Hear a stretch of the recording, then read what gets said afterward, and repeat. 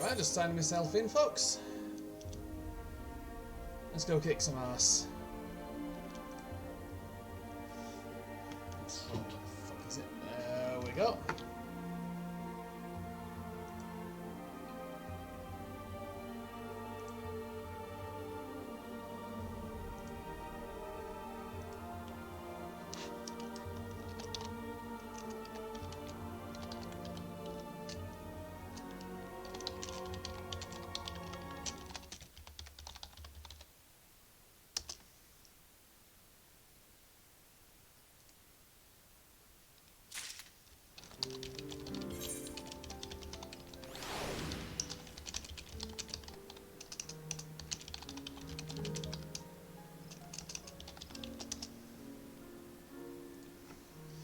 Let's go.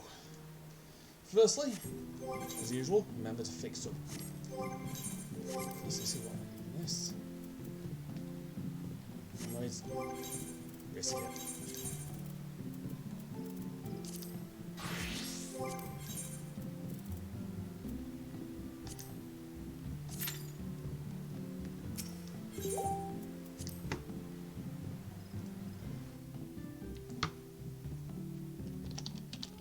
Jeez.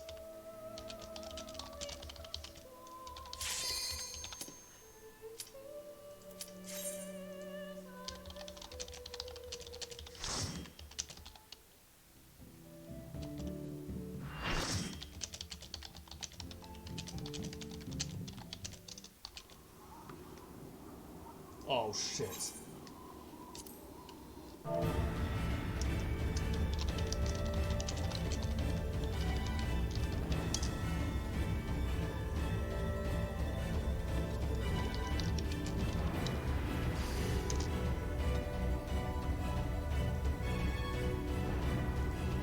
Right then, this is going to be interesting because I don't heal level 80 stuff by name. I don't really do level 80 stuff as healer. This is going to be interesting. Fuck, fuck, fuck, fuck, fuck, fuck, fuck, fuck, fuck.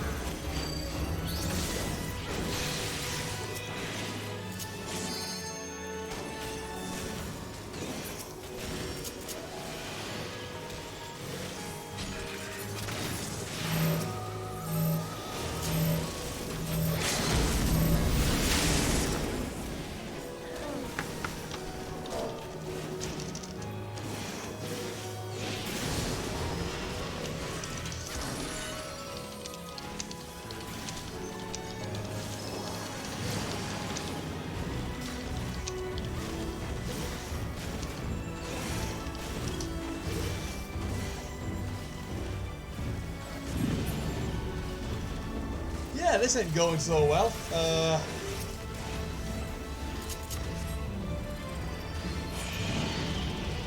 Right then, round 2. Let's hope it goes better this time.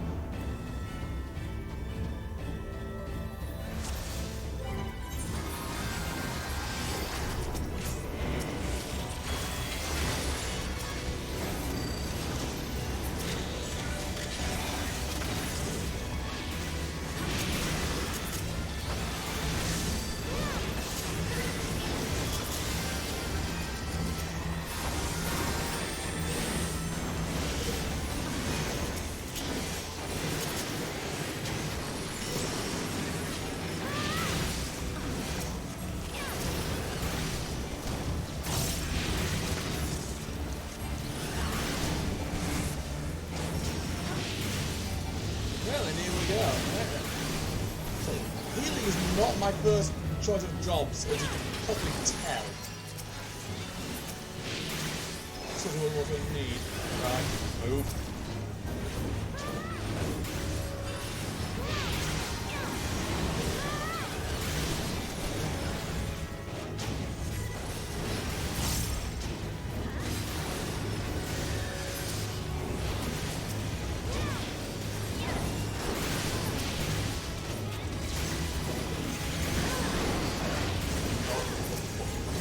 I was not paying attention there, that was great.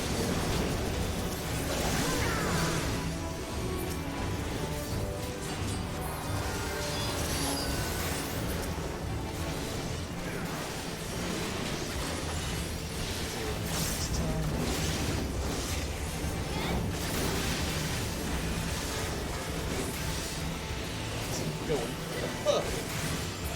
So again.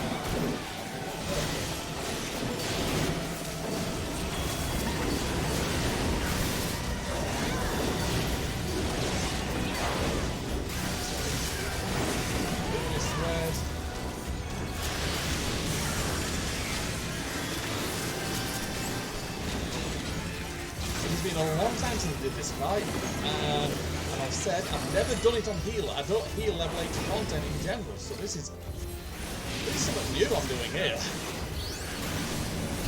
Really new and not going entirely according to plan.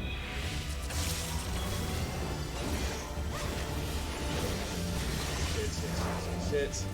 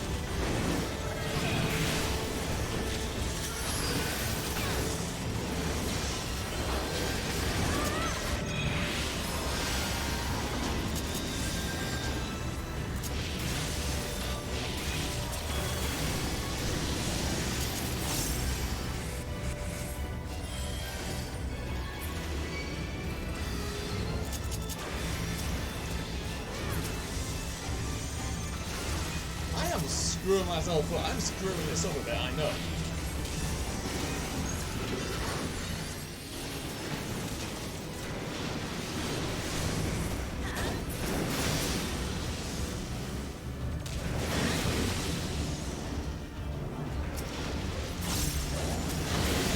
Oh, that's bad. The heat of the tank just fell off.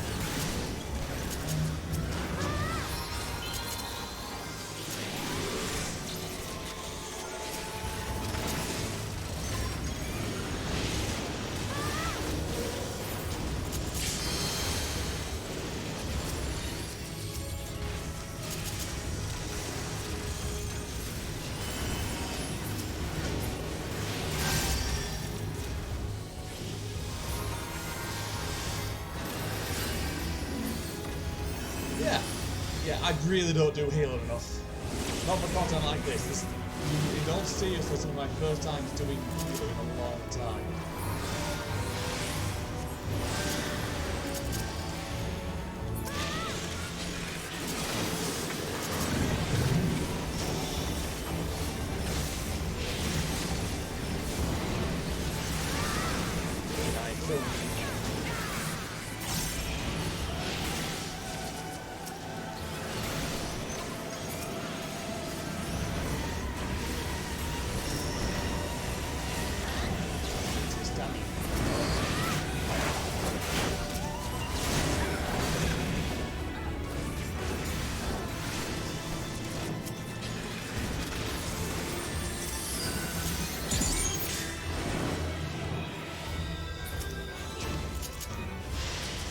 Well,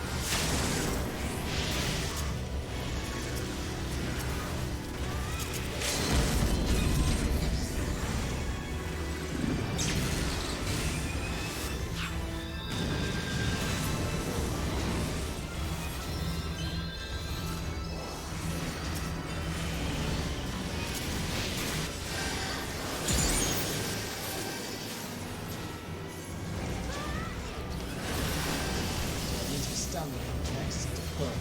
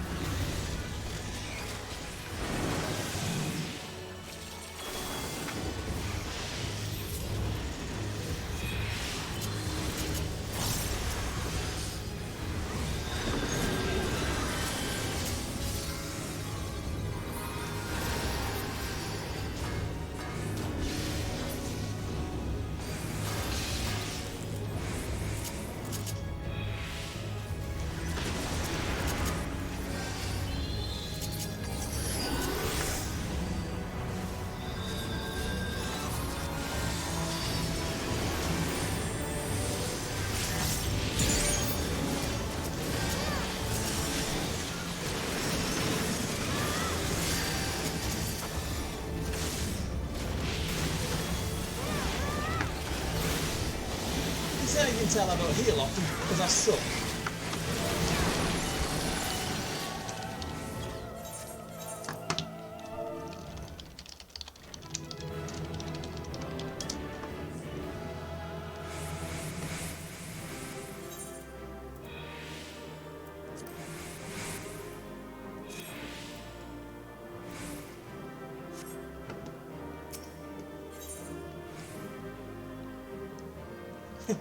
Right then. I kind of embarrassed myself a bit there. So then, let's get my gear fixed up and then get on with the quest line. Well, the lighting's a little bit weird again. For the life of me, I don't know why it does that. Maybe because the game's a bit dark.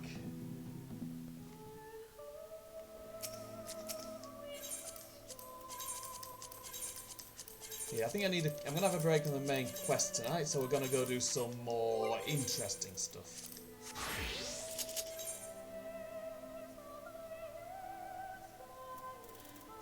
So, in order to do that, New Game Plus, I believe it should be in.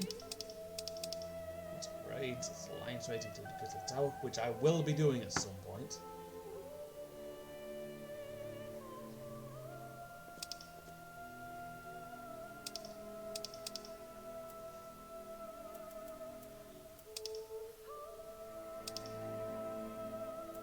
GPS. So, Lancer. Gives a little bit of background and there we go. This one and the next one are just going to be instances for the most part, and a bit of... there's not much to really do. So firstly, to New Gridania.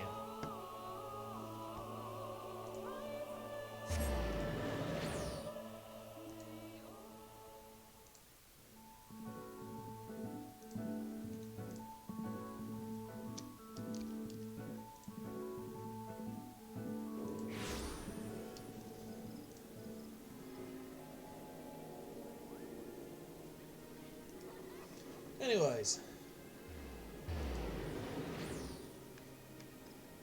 over to Old Gridania I go. To the Lancers Guild.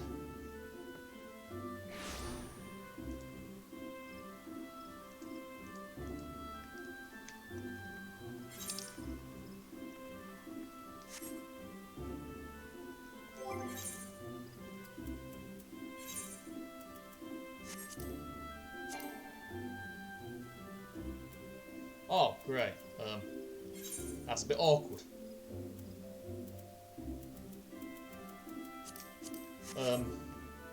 Right, if you can just bear with me for one minute, I actually can't do this unless I'm on Lancer, not Dragoon.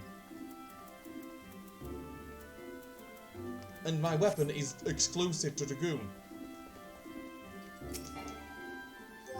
So I need to swap. So I need to suspend this for 1 minute. I'm doing this, and I need all the weapons I have on me right now is Dragoon are Dragoon only. Well, here we go. Read about Luke's. That's a gunblade.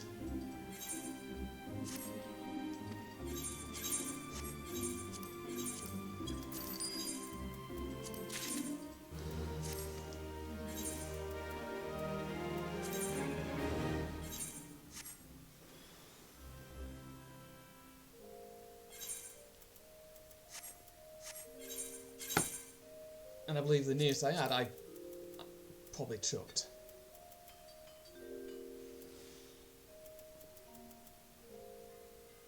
That'll do.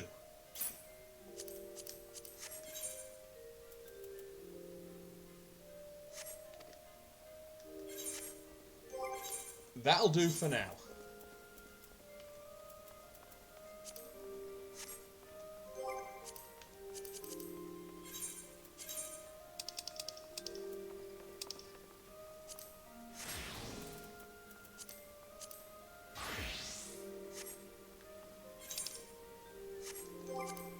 Right. It's not embarrassing. I completely forgot to change classes.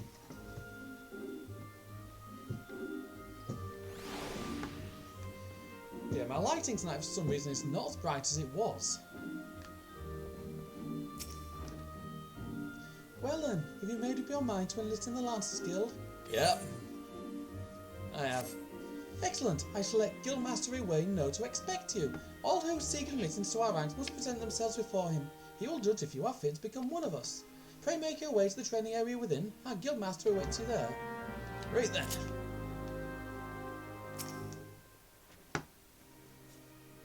Apologies for the voice acting again. Well met, adventurer. I understand you wish to learn the Lancer's art under our roof. Though you have doubtless brandished a spear before this day, and perhaps even in earnest, you still have a long way to go before you may call yourself a Lancer in sooth. In my capacity as Guildmaster, I shall guide your training. beginning with the very basics, the principles of our art. There exist myriad fighting styles, each of which has its own unique qualities. None, however, can claim to be as offensively minded as ours. Our approach is ever one of attack, no matter who or what we face. An experienced lancer is able to wield a polearm as if it were an extension of his body. He transforms into a raging storm before his foes, delivering a barrage of devastating thrusts and slashes. To facilitate such a relentless assault, we lancers forego plate, favouring armour of leather and chain, such materials as provide adequate protection without unduly hindering movement. A lancer's worth may be measured quite simply in how swiftly and decisively he can pierce his enemy's defences. By its nature, the polearm is a simple weapon to wield, for good or ill. Even in a power's hands, it is capable of wreaking considerable havoc. Thus has it been a mainstay of every great army since ancient times. Yet know that a lance does not a lancer make. Faced with unfavourable odds, an unseasoned spearman will break formation and flee without a moment's hesitation. A true lancer, however, flinches not before his enemies, for he knows not the meaning of fear. Ever does he press forward, disdainful of the odds that he might pierce the enemy line and open the path to victory. Needless to say, doing so requires no small amount of courage, and that is why our guild has striven from the first to instill this essential quality in every soul who passes through our halls. Arduous trials await you should you join our ranks. Knowing this, have the resolve to wield the lance? You bet your arse, mate. Well said, adventurer. I see no reason to deny you a place within our ranks. Ah, but I neglected to introduce myself. I'm Owain, master of this guild. Pleasantries duly exchanged, I hereby assign you your first task, a trial to be precise. In order to develop an affinity with your weapon and learn to guard such things as distance, you are to go forth and brandish your spear with reckless abandon. The squirrels, ladybugs and funguars that roam just outside the city should provide you with suitable challenge. Put down, let us say, 3 of each, and then report back to me. Basically, this will be one of your first quests if you choose Lancer. And honestly, because this is not a job I've used in a very, very long time,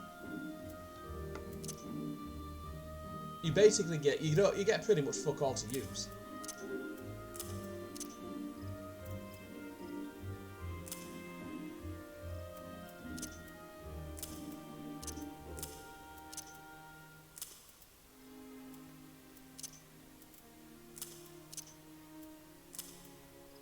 You used to get a little bit more than this.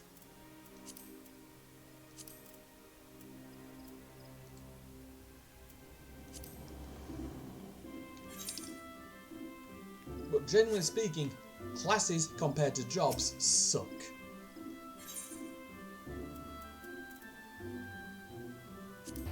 Like, they suck absolutely.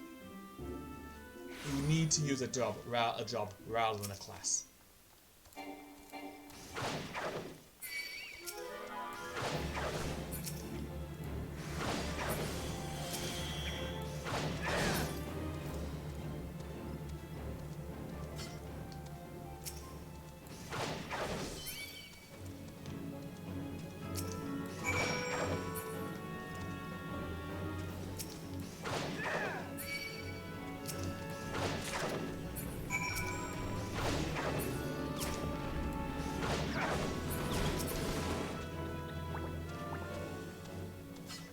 And funguars now.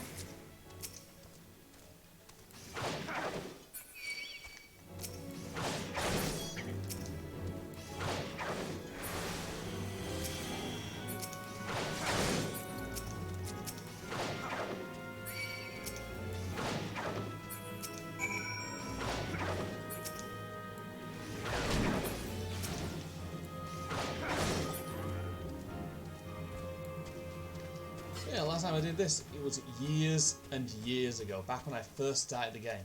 Back during the olden days, when we had a few more tools to play with on classes, but you still didn't want to use one outside of, well, class-based content. You wouldn't get, and there wasn't any of that. Honestly, you wouldn't, unless you were leveling it, you wouldn't be using it.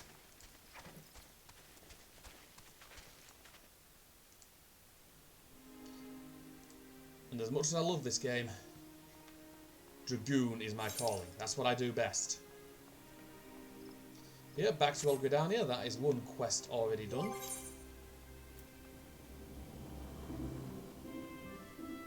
Here, glamours are unavailable due to equipment restrictions. I know, I am well aware. It won't let you do it. It won't let you do these if you're on the job, and they only go up to level 30 anyways.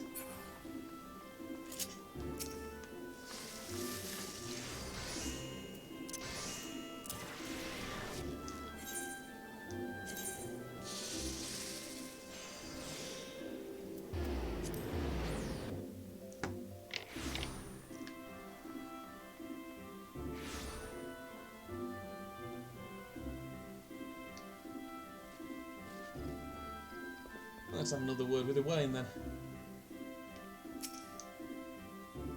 When we must risk incurring the wrath of the elementals, we wood whalers and the archers of the gods' quiver wear these masks. However, more than a few of us are beginning to think them naught but stupidity trinkets. I, for one, would be sorely troubled if it revealed that the guardians of the 12s could be so easily deceived. Yeah, you don't want to upset the elementals, it ends badly. So you are back. I trust you have learned something of the essence of our art. A lancer learns best when he is doing, each thrust making him stronger.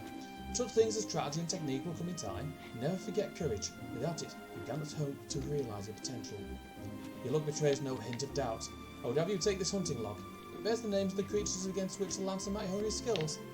To be sure, there is no single way to master our art. The log serves to guide you should you find yourself in need of direction. That will be all for the present. Now take up your weapon, sally forth, and cut a path for yourself. When we next meet, I hope to see you stronger for your time out in the world. Right, and the next one. Ah, you have returned. I take from your present that you have already gained a measure of familiarity with your weapon. Good. You are ready to begin the next phase of your training. You will recall my telling you that it takes no small amount of courage to be a lancer. Now, in general terms, courage is the strength to do something which one finds unnerving. However, a lancer's notion of courage is not so simple. Having first drawn the distinction between courage and recklessness, he then divides the former into two aspects. I would have you learn each with spear in hand. The first is composure. When outnumbered in battle, a lancer may swiftly lose his composure and succumb to panic. Should this happen, all of his training will swiftly flee his mind, and he will struggle to overcome opponents whom he would ordinarily have defeated with ease. He will, in short, contribute to his own defeat. If you wish to become a lancer in sooth, you must learn to maintain your composure at all times. Do this and you will be able to call upon every ounce of your strength and skill when it matters most. And so to your first task. The riverbanks of the Central Shroud are home to vilekin known as Yarzans. Fiercely territorial, the creatures will attack anyone who strays too close, making them the bane of fisherfolk. They typically fall upon their prey en masse, barring all avenues of escape before closing in for the kill. What must go through the mind of their victim in that instant? Panic? Despair? Be sure to tell me upon your return. Needless to say, I would have you brave such an encounter. Take this sack of deliciously noisome bait and use it to lure the ever-ravenous creatures out of their nest. It may only be that one curious Yarzan appears, but if two or three follow the scent, let's see how you fare then. Go now, my young lancer, and learn what it means to fight with composure.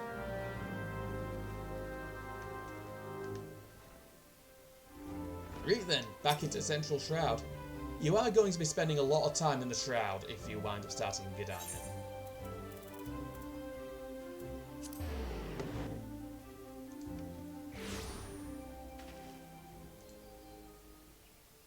I'm going to have to post this on my main Facebook page.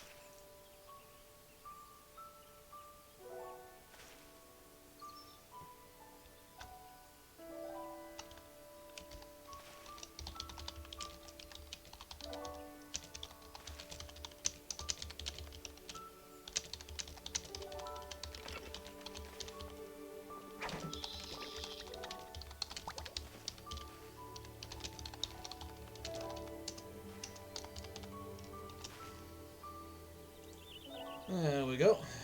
Sorted. Right then. Not too far. Yeah, the early game won't really have you venturing far outside this area. You'll go into the North Shroud, mainly around here. There we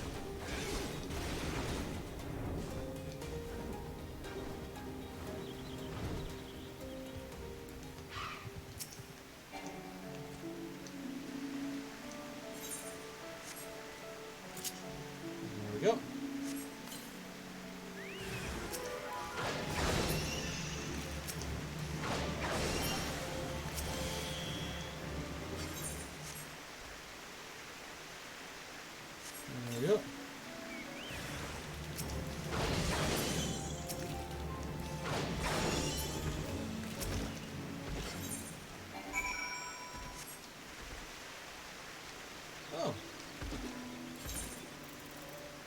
was expecting that to take a bit longer. This is not going to take... The first few quests will not take long.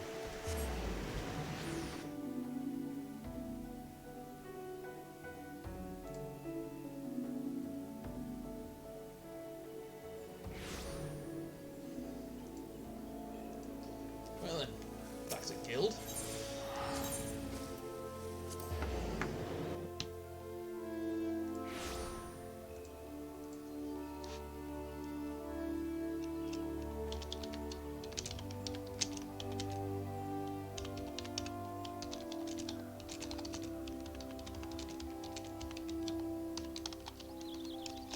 Right then.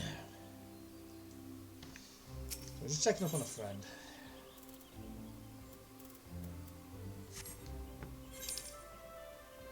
Right, back to Uwain then.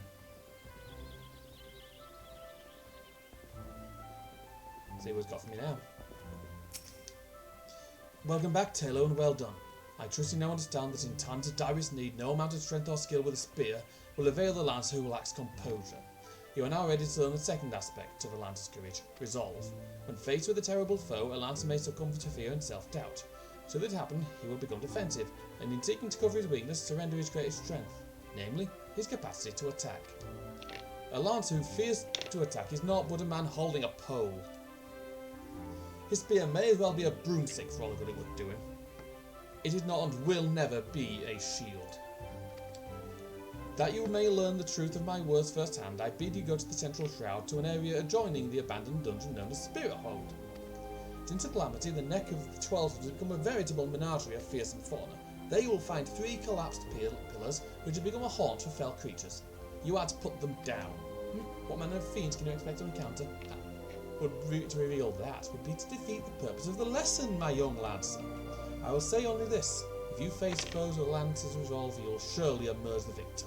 Once you have completed the trial, pray report to Gillian in the entrance hall. She has grasped the 2 aspects of courage, albeit with some trouble. Though I doubt you'll encounter similar difficulties, her struggle has furnished her with certain insights which I think you would benefit from hearing. A lancer learns best when he is doing eye, but the wisdom of his seniors is not entirely without worth. Go now, Taylor, and do as I bid you.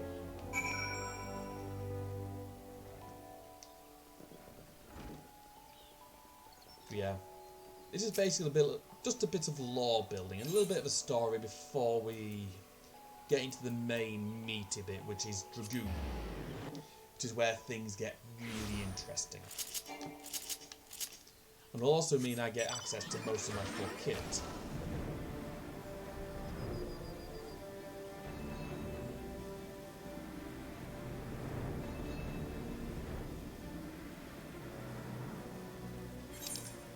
Here we go. Yeah, this is basically a fate. This is basically one of the first zones you'll ever go to. This is the first zone I was in when I started the game, when I started my this side project.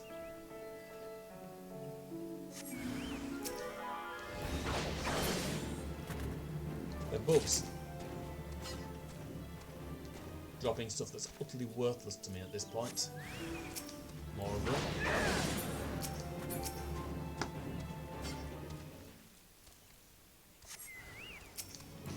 Oh, the toad. Looks like it croaked. There we go. And that's back to Gridania now.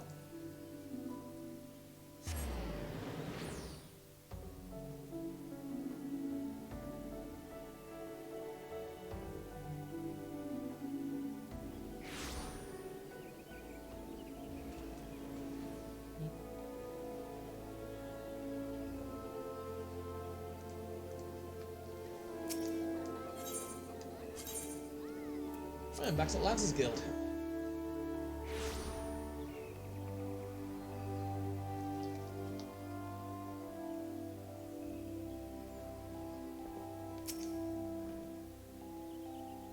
I've been expecting you, Taylor. By your return, I trust you now understand the importance of resolve. Like one's flesh, courage will be made strong. It is a matter of training each of its aspects. Now, the endeavour may prove difficult in the beginning. Gods know how much I struggled. You may suffer untold humiliation and more frustration than you can bear, but you must persevere. Whenever you engage an opponent, whether in training or in earnest, Make a conscious effort to fight with composure and resolve. Over time, doing so will become second nature, and you will acquire such courage as you never thought could be yours. Mind you, not all battles entail a physical clash of might. It could simply be a disagreement born of conflicts and ideology. The point is, it matters not what battlefield you stand upon, so long as you take care to be composed and resolute, your courage will grow. Does that make any sense? Even a little? I fear I cannot hold a candle to Guildmaster Ewain, but if there is aught I can do to assist in your training... What was that? Something is afoot in the training area?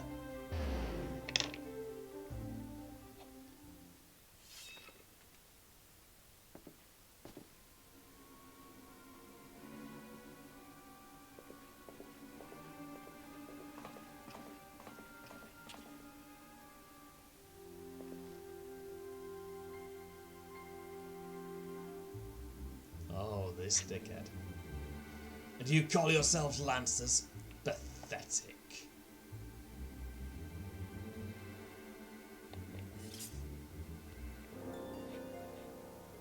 You are next, Guildmaster. Arm yourself and face me. Refuse, and all will know that you are no true Lancer.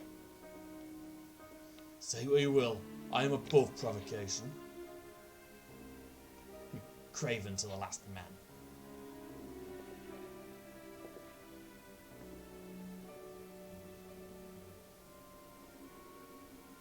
Ah, but what have we here?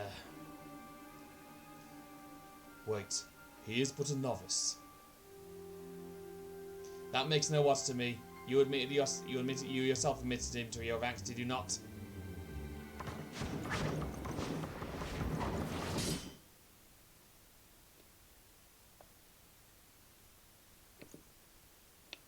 Very well. I shall withdraw for now. Yet no, only the fearless are fit to wear the mantle of Lancer.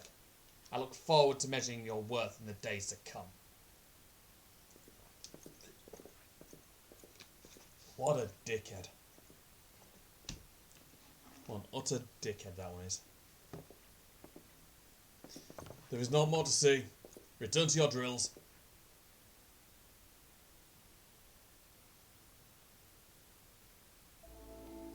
I probably should have glamoured on a much cheaper lance, but nah.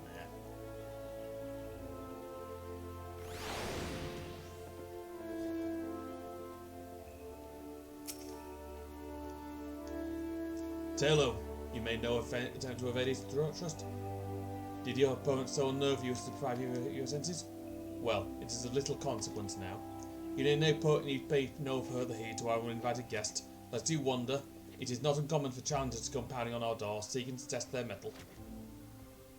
For now, dedicate yourselves to attending the two aspects of courage. The composure to bring the sum of your strength and skill to bear against your foes, and the resolve to attack when fear would stay your hand as befits a Lancer. When next we meet, I shall have another trial for you, one that will put your courage to the test. Until then, continue to apply yourself to your training. Farewell, Tello. Right then, next quest. Ah, Taylor, I swear you have gained an ilm around the arm since last we spoke. It is plain you have not been idle. In our previous lesson you learned the Lancer's definition of courage and how you might go about tempering its two aspects. Today we shall find out if your efforts have borne fruit. I see you have come prepared for battle. That is well. The next trial will place you in the midst of a throng of enemies. In such a situation, one may be attacked from any direction, making it difficult to respond appropriately. Furthermore, the likelihood of being surrounded is high. Will your resolve bear the weight of uncertainty? Will your composure hold when the odds are stacked against you? We shall soon find out. Should you overcome this trial, what courage you already possess will be further tempered. Now heed me well, for this is what you must do. I would have you travel to Naked Rock, where your gnolls claim a dominion. At the summit of this rock is a sacred artifact, the Stone of Courage. You must claim it and bring it to me. If you are to reach your destination, you will need to negotiate a path through whole packs of flesh-eating scalekin. Make no mistake, the creatures are intimidating foes. To stride into the midst of so many would ask much of any Lancer's courage. By given time, and no small amount of perseverance, I am confident you would prove equal to the task.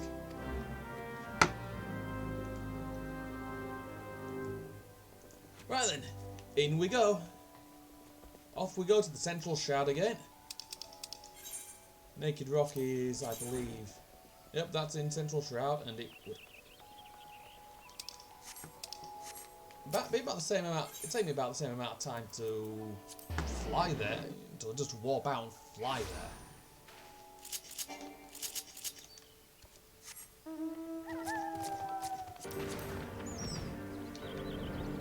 I am honest to God not used to having so few tools at my disposal on Dragoon and Lancer.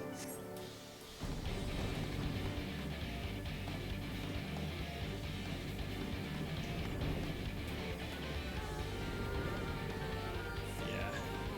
Oh yeah, this is important, by the way, if ever you play this. Never forget to do your job quests.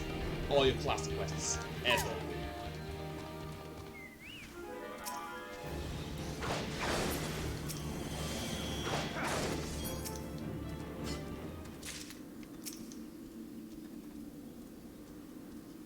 This is the fact that you always need to do these. If you don't, you lose your job. You'll lose things. Congratulations. You have obtained the false stone of courage. Ah, you heard me right. False. What does that say about your courage, I wonder? Ah, but where are my manners? My name is Fulke. We had the pleasure of meeting at the Lancers Guild, if you recall. On that occasion, I turned my weapon on you, and you betrayed not a hint of fear. It was in that instant that I sensed you were unlike the others. That you had promise.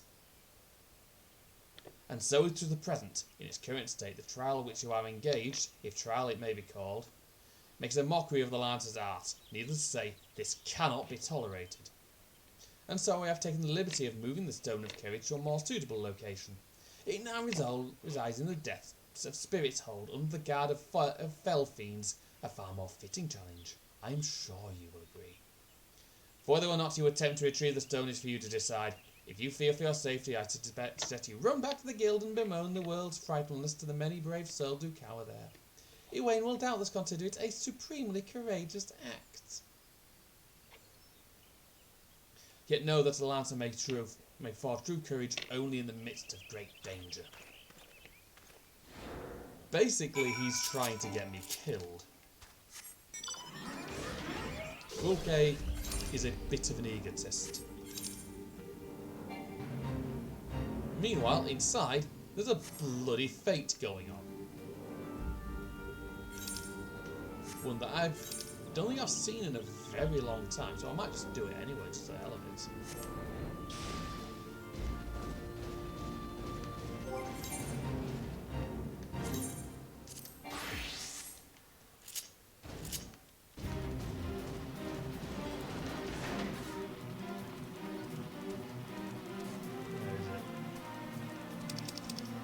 See, the fate mob in the way, so I figured I might as well.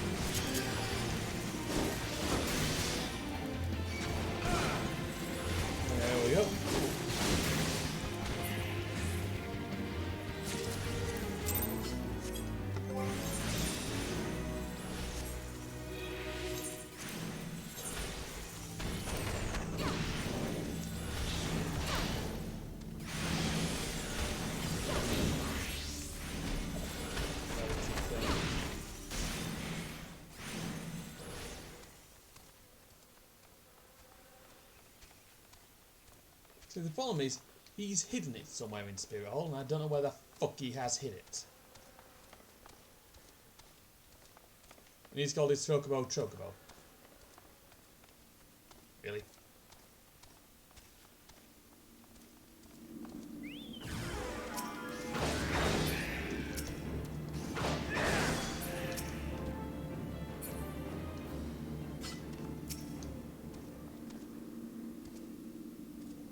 Right, that's the second one done.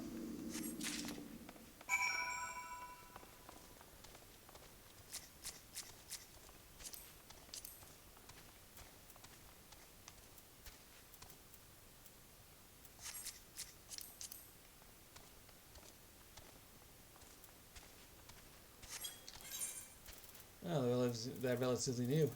Right then, back to Gidania. Again.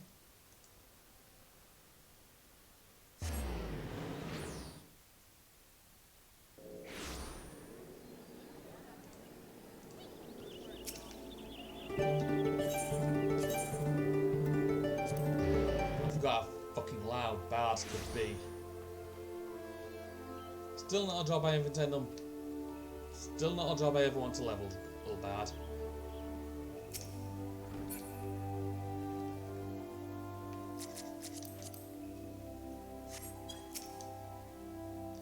So you've returned. Tell me, were you able to obtain the Stone of Courage?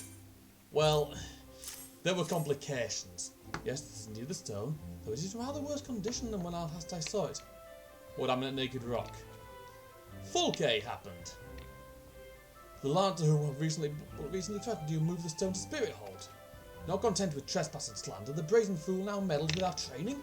Seven hells, this is not to be borne. Listen well, Taylor.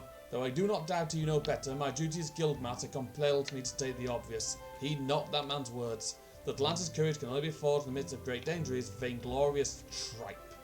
As you have already learned, a Lancer's courage is the product of composure and resolve. Be under no misapprehension. Watchfully navigating the unknown's territory served not to temper your courage in a manner that blindly braving the terrors of Spirit Hold did not. As you continue your training, pray keep the lesson of this trial close to your heart. Before you return to your adventure, there is one more thing I would tell you. In recognition of your unwavering efforts in the trial thus far, I hereby grant you leave to join other guilds. Naturally, you must seek the position of the resident guildmaster before commencing your training. Gridania is home to a great many guilds beside our own. If you consider combat your calling, the archers and conjurers have a strong presence in our nation. Should you crave a more peaceful pastime, you may alternatively consider joining the leatherworkers, carpenters and botanists. While there is something to be said for broadening one's horizons, it is also important to maintain focus. Always bear this in mind. As your guildmaster, I would naturally prefer that you first master the Lancer's art. Rest assured that there will be time enough to take up another discipline when you have done so. Yet whatever path or paths you choose to walk, I look forward to seeing you realise your obvious potential. Yep, again, this is another reason why you got to do it, because you unlock other various tools. Right then.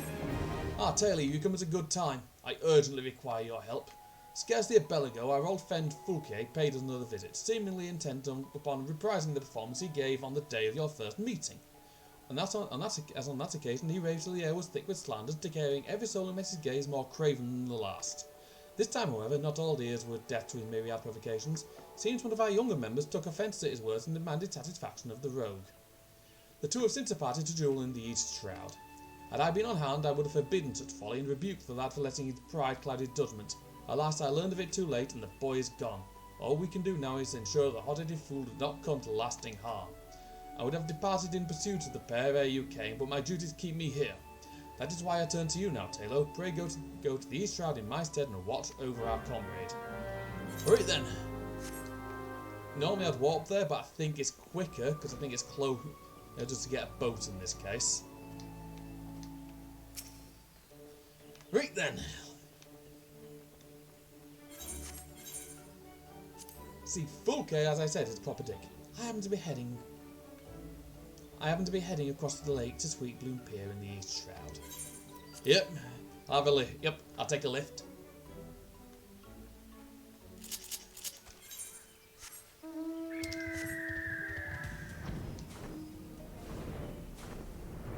Right then, let's hope he's not killed the put. Let's hope he's not killed the sod.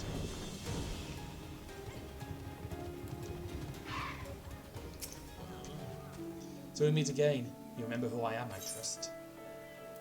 Who are you again? Who are you again? You wound me. How can you possibly forget your mentor? He who taught you the true meaning of courage. Well, it is of little consequence. Though you have forgotten the teacher, it is plain that you have not forgotten his teachings.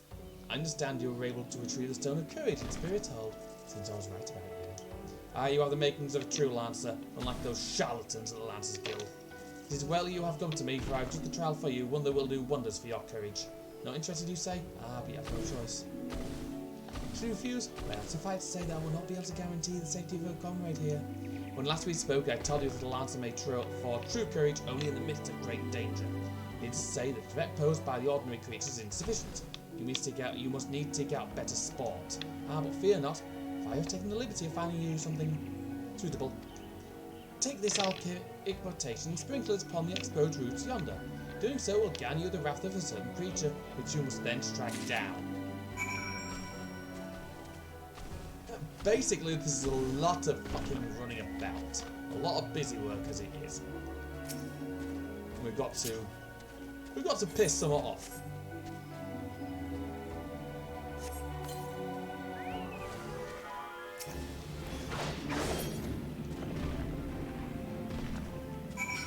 Oh dear. Full K, full K, full K.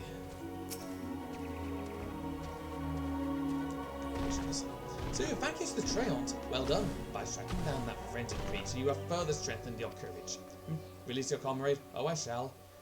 Once you have completed my next trial, this one will pit you against a multitude of foes.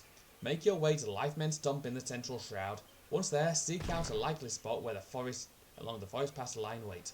Man-eating wolves are wont to hunt there this time of year, and it should not be long before a pack appears. When the beasts show themselves, you have to slay their leader, the Alpha Wolf. I should be observing you up close, the better to offer you advice. Right then. Back to Central Shroud I go.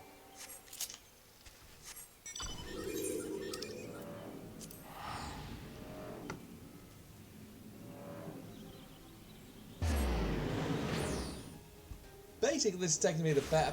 Well, if it wasn't for the white pearl, it would have been about half an hour by now. Right, over to the Lifemen's Stump. The Guardian's reasonable life.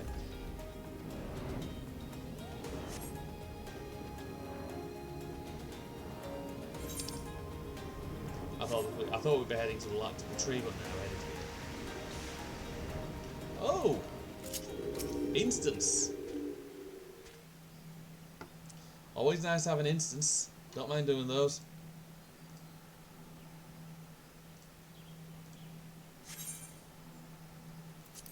Proceed.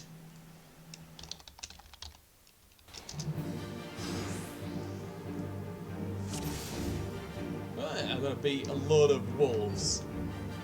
And full K just ran in like a. It is good as though if the Alpha Wolf paralyzes you. So creates hold out in the face of fear. You can see. The courage is fought only in the midst of great danger.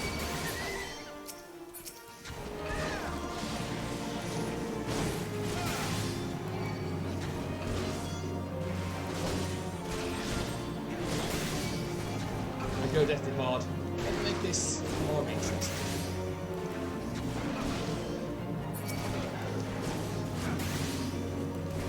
Oh dear. It seems you have engaged the beast. My party was done. The rest, I leave to you.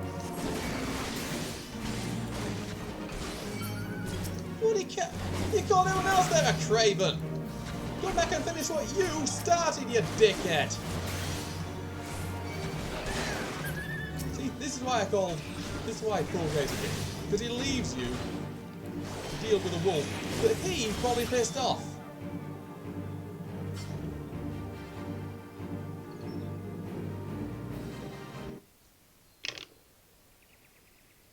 You are to be congratulated, Taylor. By throwing yourself into the midst of danger, you have further tempered your courage.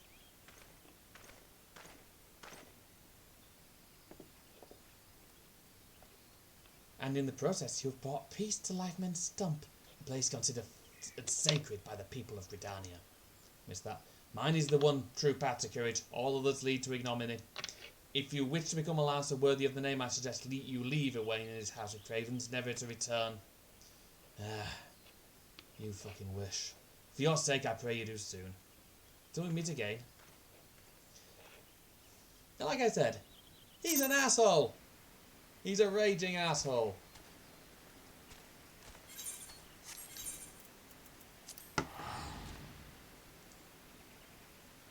Like seriously.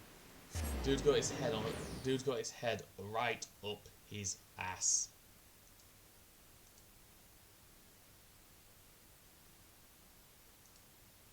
This one, I think it's there fucking sideways.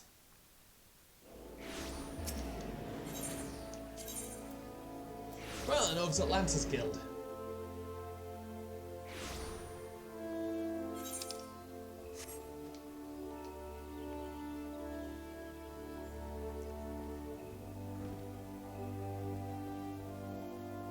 They're still here having connection trouble. Well, I'll have a word with him now. Taylor, thank the gods you are safe. That young fool of a Lancer returned but moments ago and choked through tears, recounting to me all that transpired. I understand Fulcale again attempted to force upon you his corrupted notion of courage. Yep, I cannot say this often enough, and Lancer strengthens his courage by tempering his composure and resolve, not by rushing in headlong into danger. You were able to overcome Fulcale's trials, it's true, yet know that you did so by virtue of true courage. That is courage born of composure and resolve. You faltered not before the fury of a frenzied trail, nor did you succumb to panic when surrounded by bloodthirsty wolves. Owing to this, you are able to perform to the fullest of your potential. You have come far, Taylor. It is past time that I taught you the piercing talent technique, one of the most versatile weapons in the Lancer's arsenal. May it serve you well. Now I must need to decide what course of action to take with regard to your self-appointed mentor. Though no lives were lost, this latest incident only serves to confirm what I have long suspected. That Fulcale will cause great harm if let to propagate his corrupted notion of courage. He must be persuaded to desist, though I do not yet know how. May I prove regard for you could be turned to our advantage. But leave such considerations to me. For the time being, you would do well to put Fulcale from your mind. Focus on your training and strive to master the techniques I have taught you. I look forward to our next meeting. Right, and with that is that quest done. So we've got 3 more.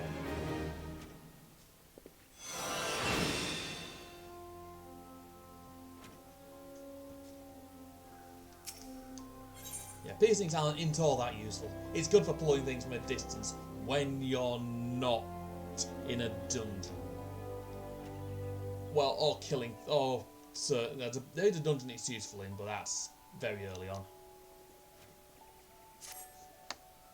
I have been expecting you, Taylor. You have been training hard, I trust. I would set you your next trial, one more dangerous than any you have faced before. But I would not send an unprepared man to his death. Before we proceed, I must need verify your progress with mine own eyes. You will face 3 experienced Lancers in single combat. Defeat each one in succession and you will prove yourself fit to undertake the trial. Arm yourself and take your place in the training area. We will begin when you are ready.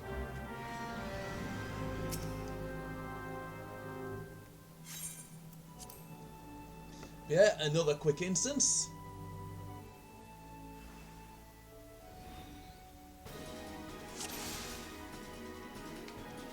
No one's hold back.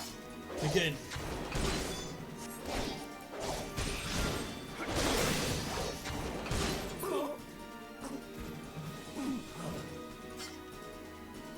Next.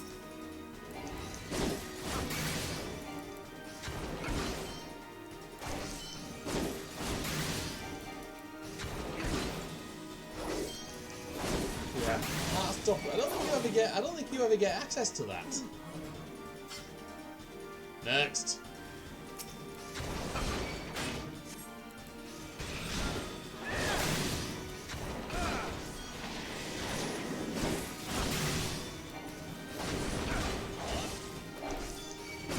So basically I've just beaten 3 of them in round about a minute.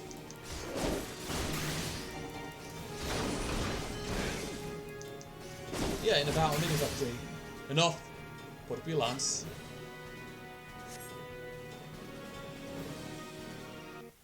Well then, they're dead. Well, they're out cold at least. Well done, Taylor.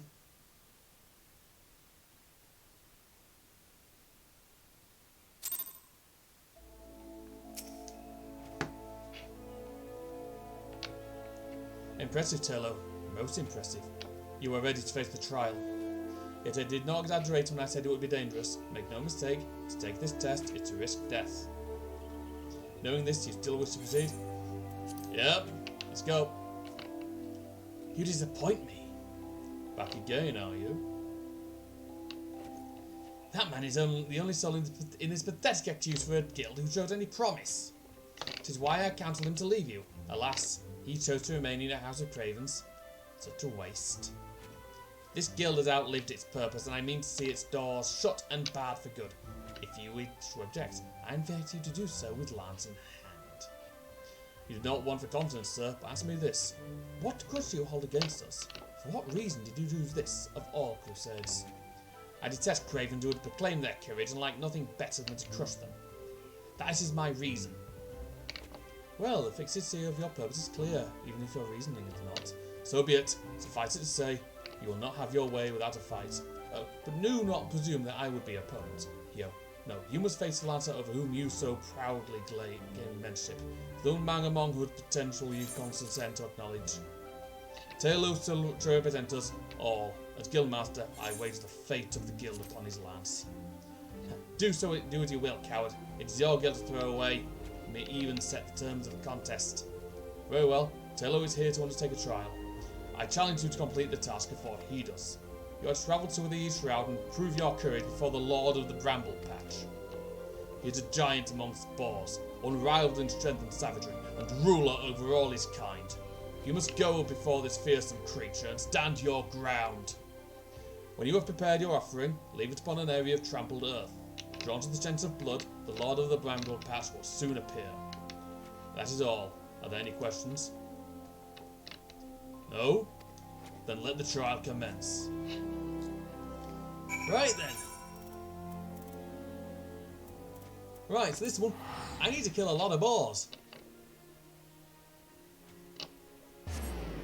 Yeah, this is basically just... There is a story here, but it's not much of one. It's basically, Full K doesn't like the guild, so he wants to fuck things up for you. So he wants to fuck things up for them.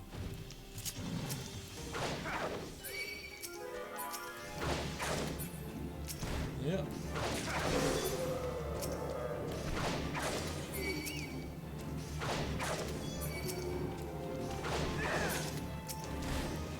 There we go.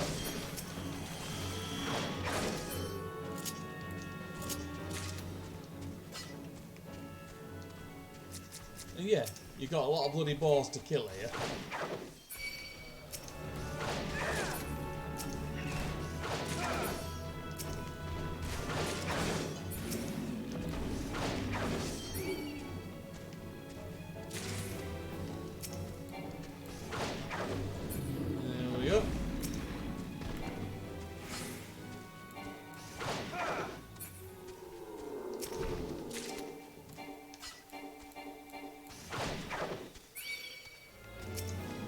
I could have use for these, but yeah,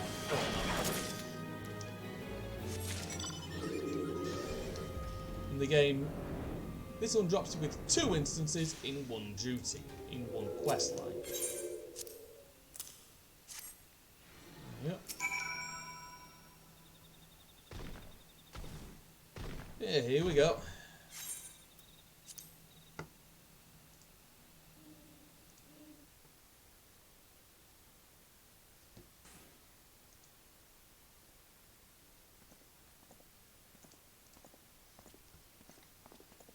I got them. Oh, that doesn't sound good, does it?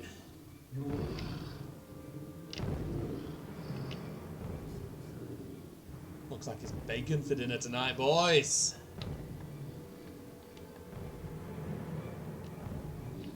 As I said, it's one big pig.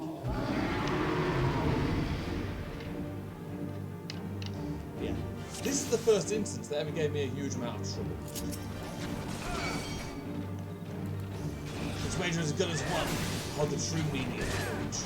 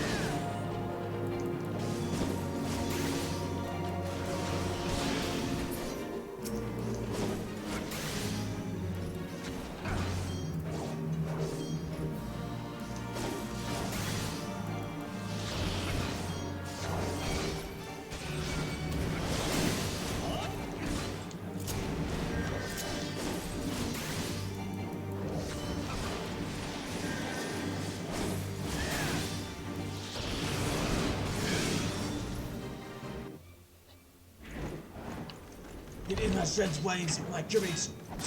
Ah.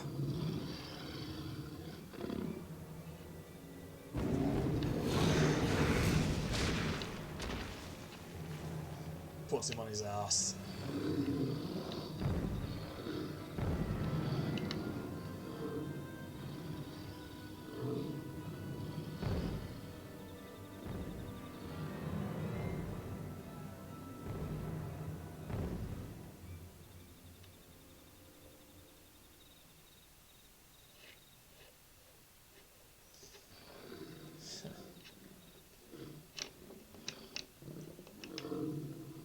He's showing his true nature to the coward. You shan't find much sport in these two. Come back another day, my friend.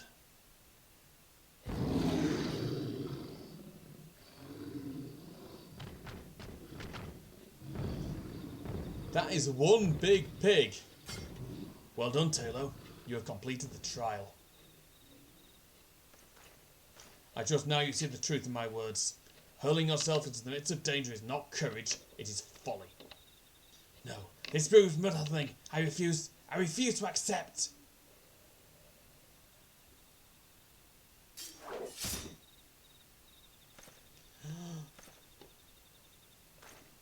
Showing your true colours now, aren't you? You refuse to accept the weakness within you.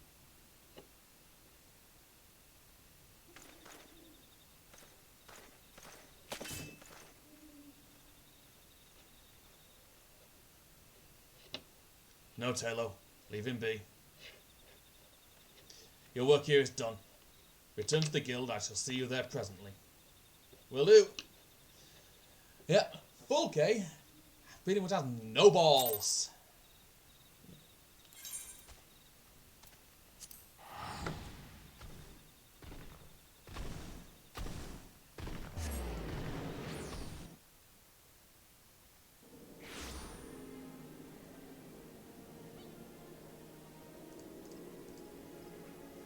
Then. Back to Lance's Guild. 2 more quests to go.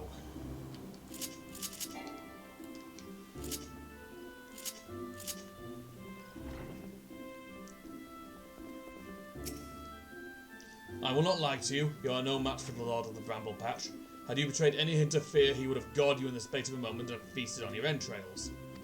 But you stood your ground, holding fast to your composure and resolve. Thus we were able to stare terror in the face and survive unscathed. Well done, Taylor. You've overcome the greatest hurdle in the quest to become the courage master of your own courage. You may now bring to bear the full extent of your abilities even in the mightiest of foes. As for Hulke, well, if there is a shred of reason left in him, he will have learned the self-same lesson as you this day. Painful though the experience must surely have been, one can only hope that it will serve to open his eyes to the truth. Go forth, Taylor. Prepare yourself for further trials. I look forward to our next meeting. It's good to see you again, Taylor, and stronger than when we last spoke.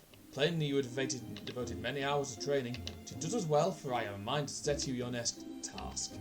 At the Bramble Patch you came to grasp the true meaning of courage. I would have you put that courage to the proof before 3 masters of our art. Within many years since they began their training within these walls, these men have led very different lives, yet they share the distinction of being regarded among the finest lancers of their time. And just as they once looked to their seniors for inspiration, so too shall you look to them. By availing yourself of their wisdom, you will take another step towards becoming a fully fledged lancer. Your first instructor is a man named Mathiomi. Seek him out in Amisaix's spire in the East Shroud, where he serves as a frontier sentry. The long years at these posts have honed Mathiomi's perception.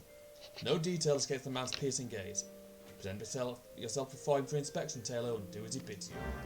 Right then, back to the East Shroud.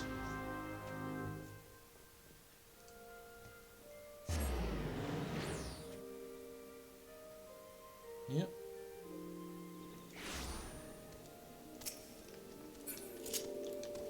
Two-Face nearby. Royal Rumble. For effect. Alina needs a hand.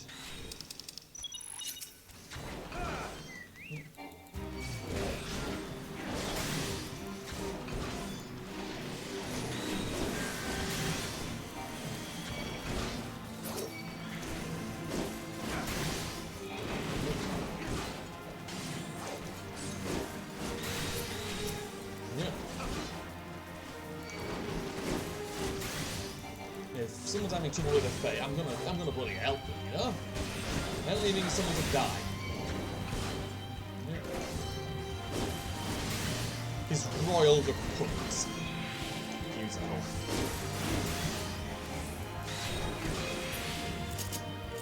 Even though I'm only doing this on bloody Lancer. There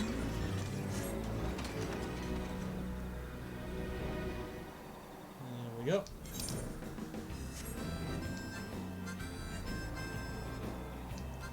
Remember this place, because we shall be here again at some point. You see, because of that in the distance. That is Castrum Oriens. You must be the young Lancer I was told to expect. Greetings and well met. I am Mathiomi, commander of the brave Roman men and women of this spire. Now let's have a good look at you. I see you possess strength and skill in abundance, of this there is no doubt, but you still want for experience. Oh, I don't doubt you see much more. Mayhap you believe there is naught left out there to unnerve you. Yet the world is wide, and only the gods can claim to know all. You may be assured that the legendary Lancers of old, false at times. One moment.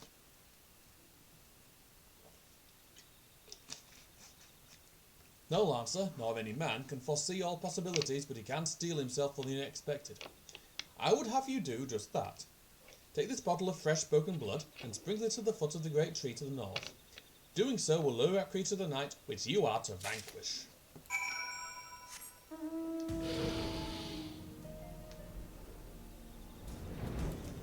Here we go.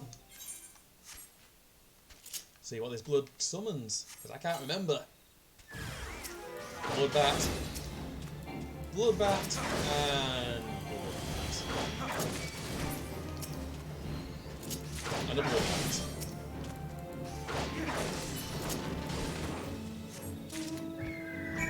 That's a lot of bats.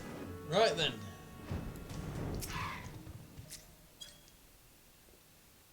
Welcome back, son, and well done. I bore witness to your battle with mine own eyes. The bloodbat bewilders its prey with its ceaseless flittering, which makes putting a spear in the beast an exercise in frustration. Frustration that may easily have given rise to panic. Yet to your credit, you fought on resolutely and emerged the victor. Ewain has taught you well, young one. You have a way to go, to be sure, but beneath those rough hewn edges I see the makings of a great lancer. My blessing, make your way to Buscaron Struthers in the South Shroud. It is there where your next instructor, Buscaron himself, awaits.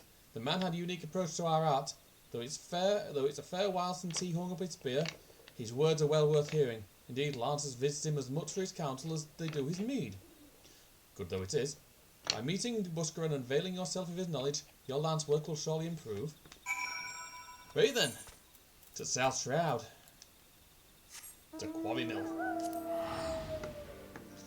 That's where you go if you want to see Ewain, to speak to Ewain.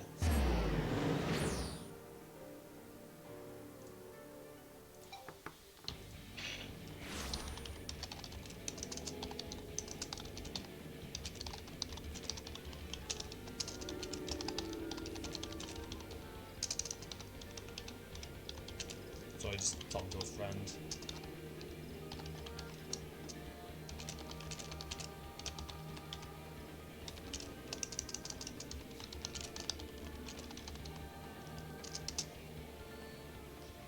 Right then.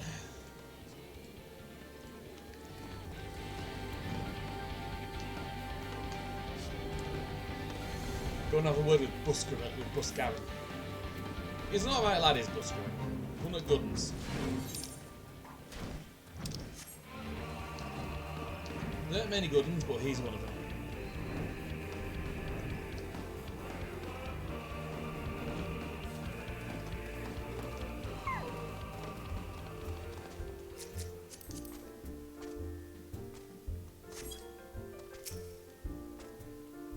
Well, if it ain't Ewain's protege.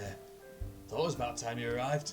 I'm Buscaron and this here's my place. As you probably know already, mate, I've seen you around quite a lot.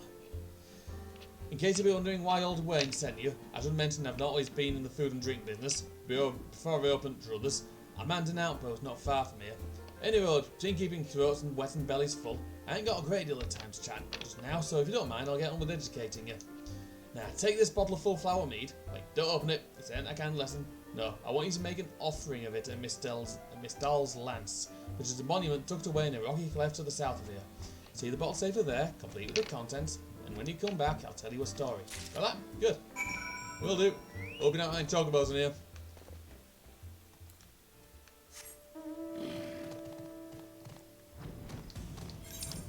To give him the bird a drink, I think he would have liked. I think Jim would have enjoyed it.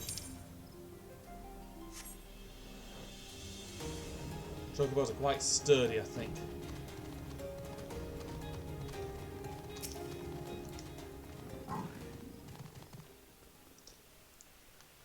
It's a grave. Well, I would give him some ready to drink, but where am I placed to?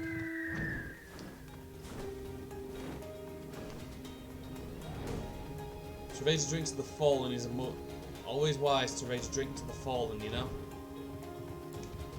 Always a good move.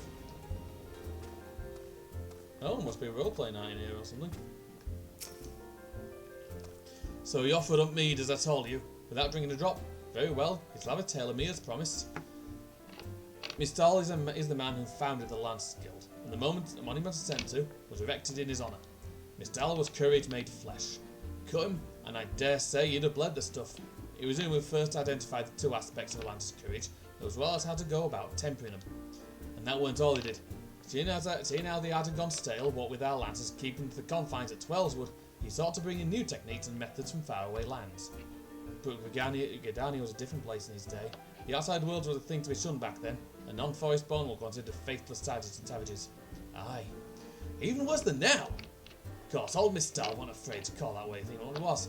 A lot of ignorance and cowardice. To cut a long story short, despite a forest full of good old Gridanian stubbornness, he finally convinced the nation to open its doors to foreign lancers.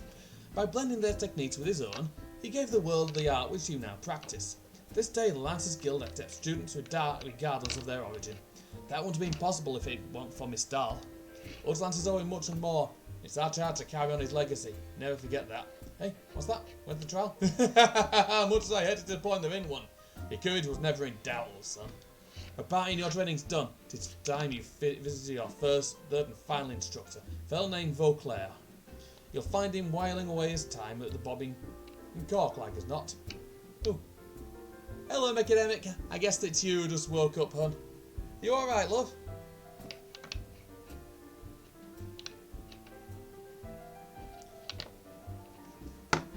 Did he sleep well at Willie? Did he sleep well at least? But yeah, you've not missed much. I've only done this little bit of the quest line, and I've only done most of the Lancer's quest line, which isn't much of a story. Doesn't really help with Dragoon's one, but this is just refamiliarising myself. It's a bit of side story content before I get back to the main story tomorrow night. Oh, sorry. You'll find him whiling away his time at the bobbing cork like as not. Oh, that's the name of the inn at Falgard Float, in case you didn't know. Up in North Shroud it is. Vauclair's an old rival of mine. Me and him used to go at it till neither man could lift his spear off the ground. Warn you, he was a right stubborn bugger back then, and the years ain't done much to improve his humours. So, good luck with impressing him.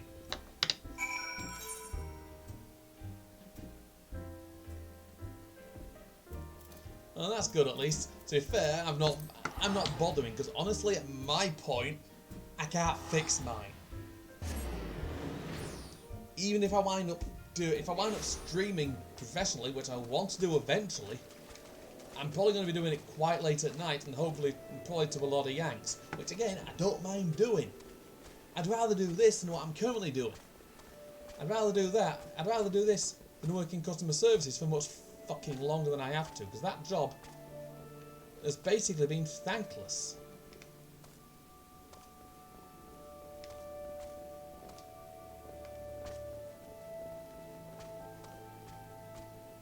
Oh, stairs are here. Speak with Vauclair at the bobbing cork. I take it you don't Lancer, of whom we Wayne spoke. An adventurer besides that, look at you. I was an adventurer myself once. That was before I came to Lance for hire. Stable, yes, but honest to God, it's still customer services. And honest to God, it is draining. Yeah, I've kept that job for 12 years. 12 years.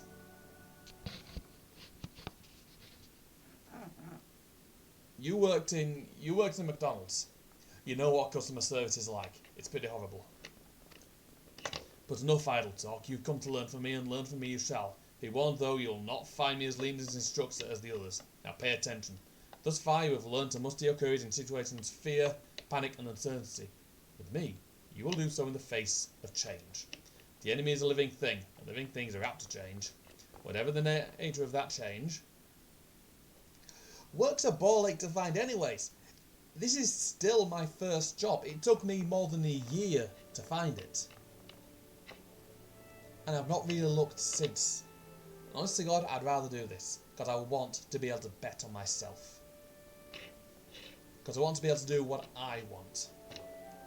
More than anything fucking else.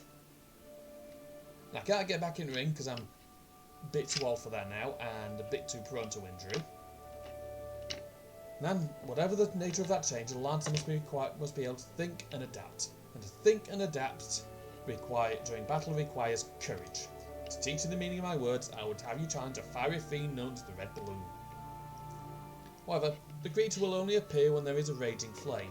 You may kindle such a flame by procuring 6 fingers from the same balloons and depositing them into a good campfire. This should suffice to entice the Red Balloon. As the battle wears on, the creature's fury will burn with ever greater fervour until it is rapid to burst in a conflagration of death. Let courage and strength lend strength to your lance and extinguish this fiery foe.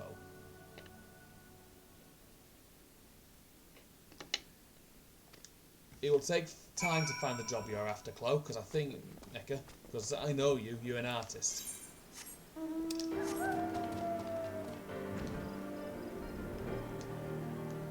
You will find something you're after, but it'll take time.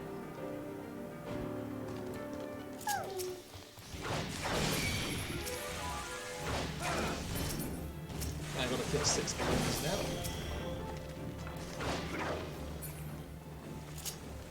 I've got no idea what the fuck these things' fingers are.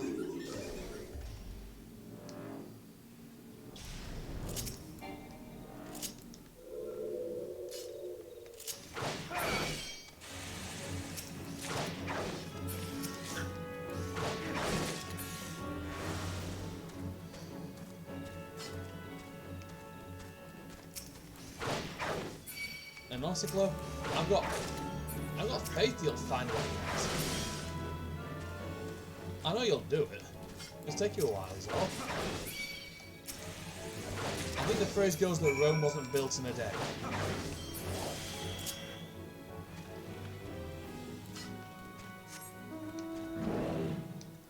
Honestly, it's not so much as keeping the job that's been the difficult part.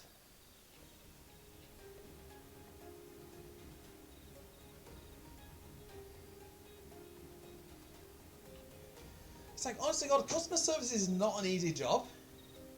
It's a ball ache of a job, more than anything else, because you've got to deal with people. Everyone's like, it's an easy job. You've got to pretend to be nice to people. No, you've got to pretend to be nice to people. It's a ball ache. You've got to pretend to be nice to people. You've got to put on a character. I've got experience with that sort of thing anyway, just an ex-trainee wrestler. And someone who's done that for years, so I can literally just pretend to do it.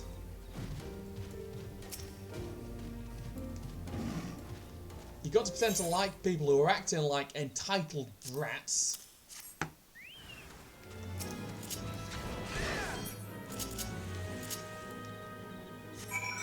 One stab and the thing fucking swelled to 200, to massive. It's like, I've been here 12 years because honest to God, it's stable. It's not so much that it's stable, it's that it's near my home. My work is 5 minutes from where I live, round and about.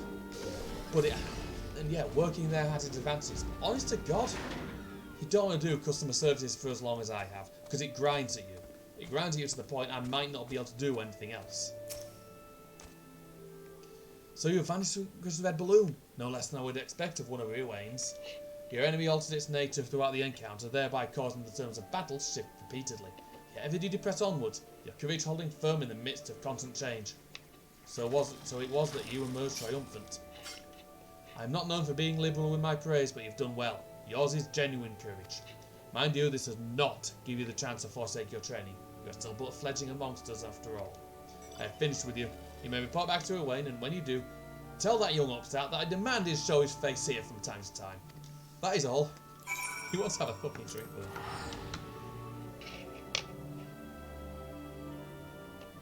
I had to deal with a bit of that as well. Right, I'm sorry, I need to be right back. Been drinking a fair bit. We'll continue the conversation in a sec, Chloe.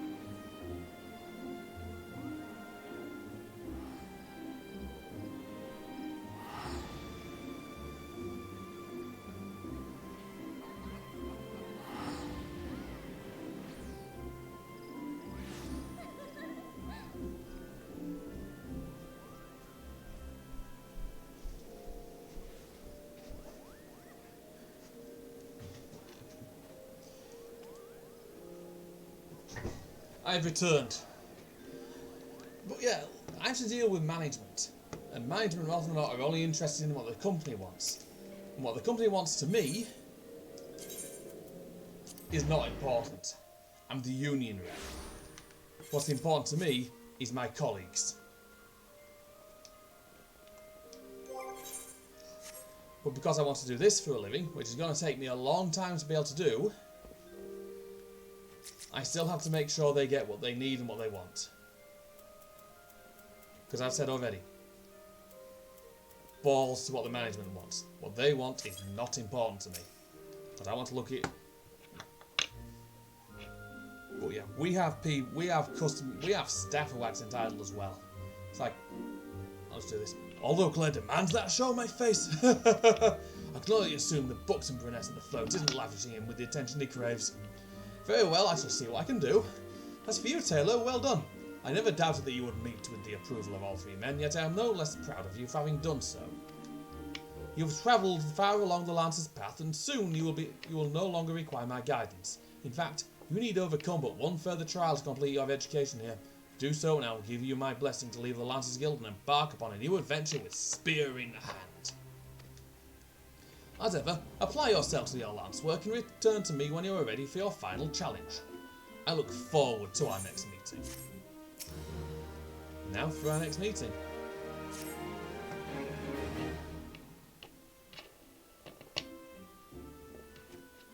Ah, Taylor, ever a sight for sore eyes. By your return, I take it you are ready for the final trial. Very well, let us... Guildmaster Owain! You are wounded. What has happened? We were attacked, sir, by a Dusk White Lancer as we trained in the forest. He was impossibly strong, a demon. He kept screaming something about teaching us true courage. No, not him. Not Fulke. We were in the northwest corner of the central shroud when it happened. I was able to get away, but the others... You must help the others. Ugh. Be strong, man. I'm sorry, Taylor. The trial must wait. Pray you make haste to the central shroud and help your comrades. And Taylor, Should Fulke force your hand, do what must be done. 12 speed you on your way. Right then, back to the central shroud. Fuck knows where he needs us. Right. Right, so it's actually one of the more dangerous.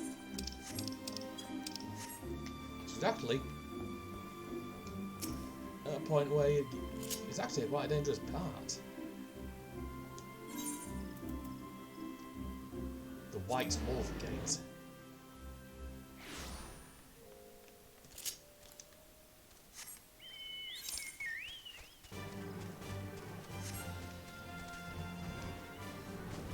Oh, hold on.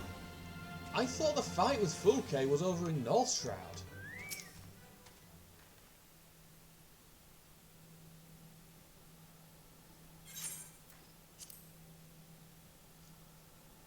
Right then, let's go.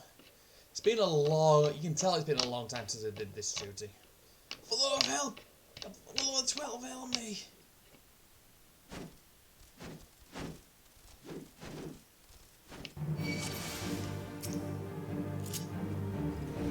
Help me, please!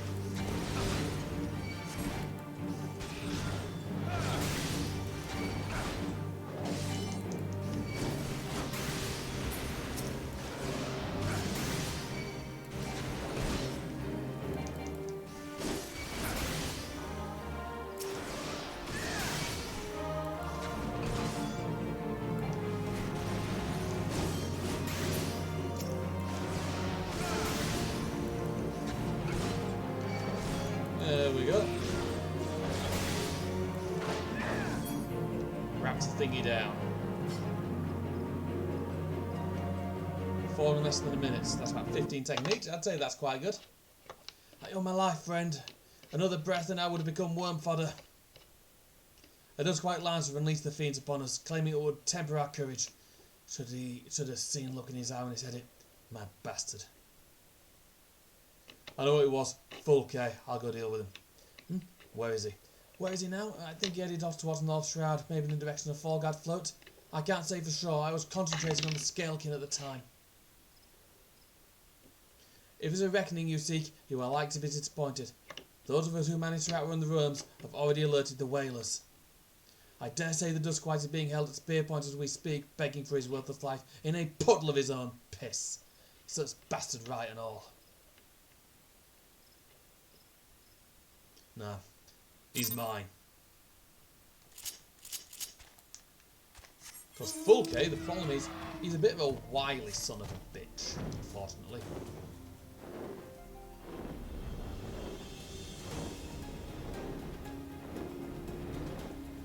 Meaning, he's fucking waiting for me.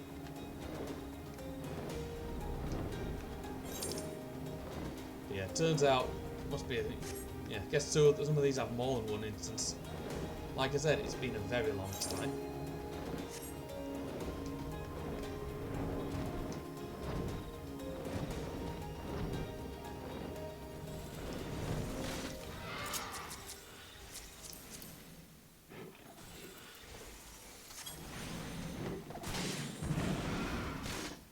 There we go.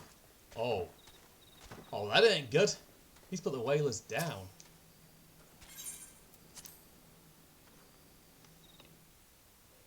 Well then, let's deal with this entitled bitch.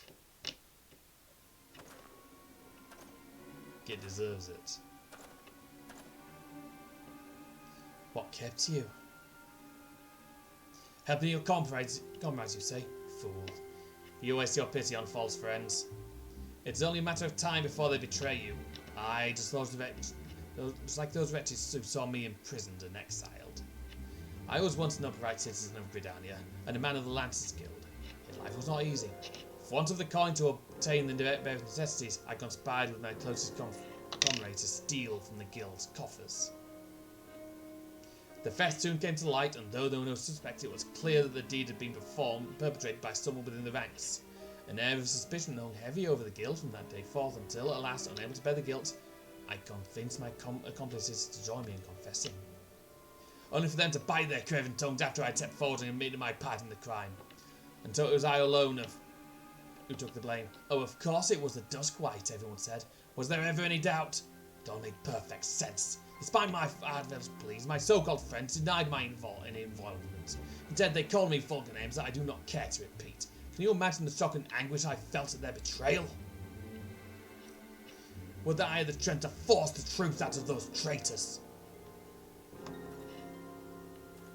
Would that I had the courage to escape my dungeon cell, even if it meant taking some hapless guard's life?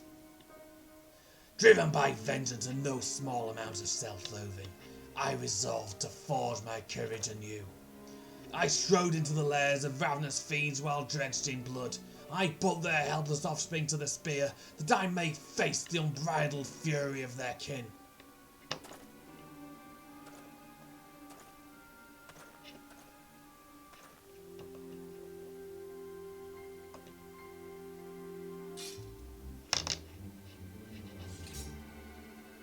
For my efforts I have acquired the ultimate courage, a courage forged amidst danger and tempered by rage. I fear nothing, I'm the greatest lancer that has ever lived.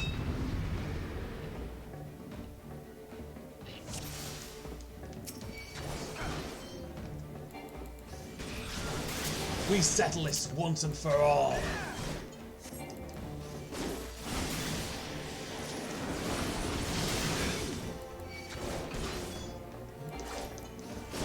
You are so lancer worthy of my name. By defeating you, I will prove my courage.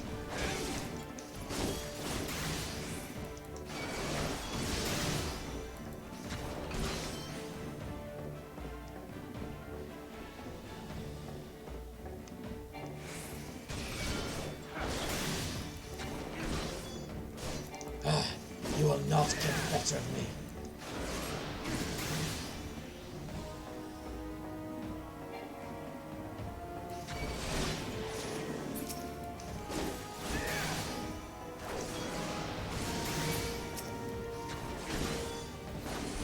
Think about me without honour? To hell's with your honour. I fight for victory. Nothing comes of nothing to obtain it.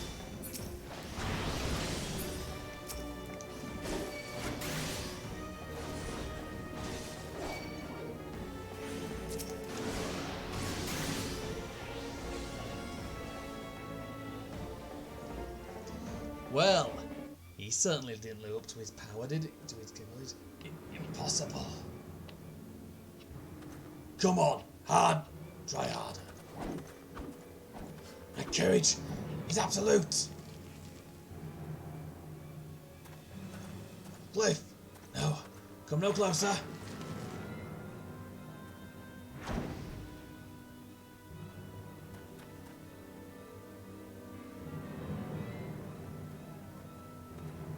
Well, must be a long way down. There was no stud, no splat, nothing. Can't say he didn't deserve what he had. Can't say he didn't deserve what he had. The guy lost his marbles.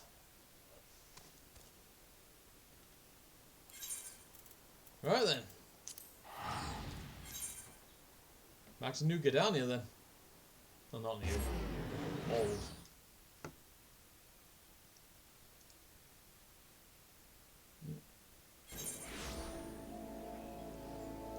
Yeah.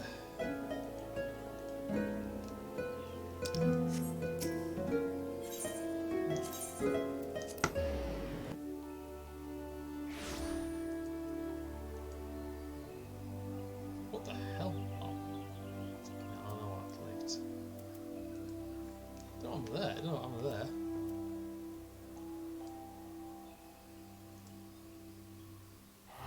Oh, I know I did.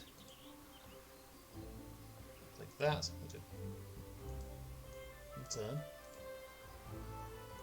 Damn that a bit. That's frozen the game then. There we go.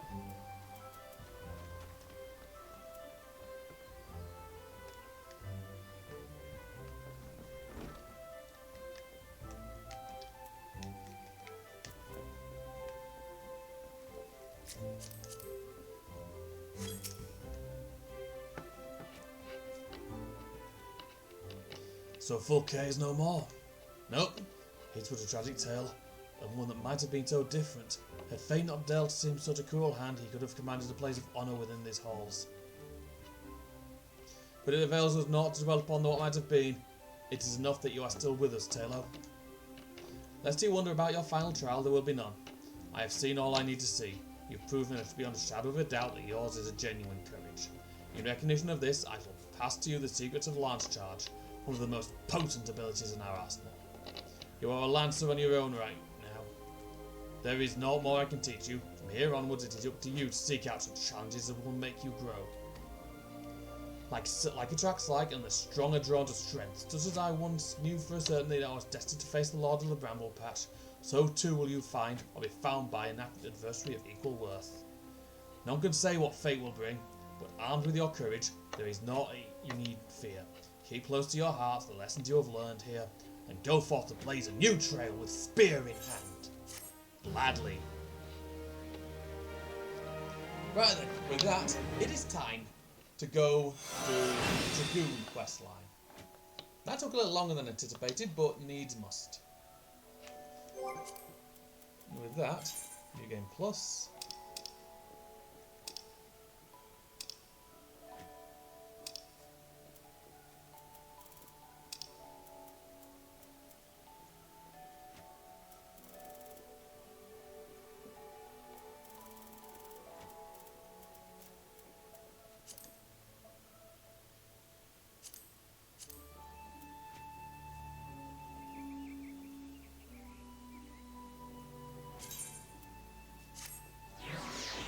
There we go.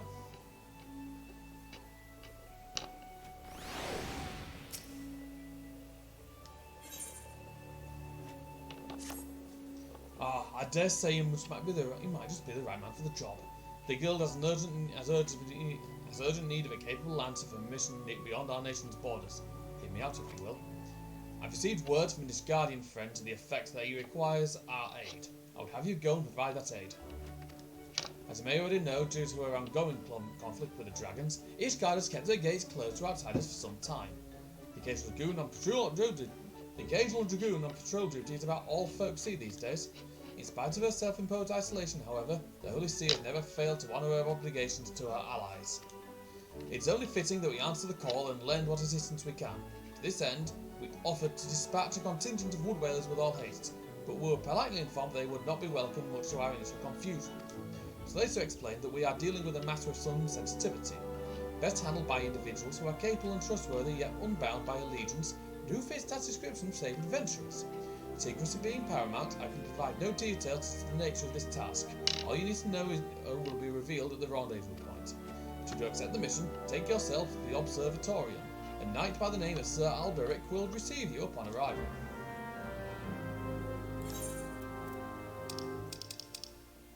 Right then, so it's off to Curthus. Yeah.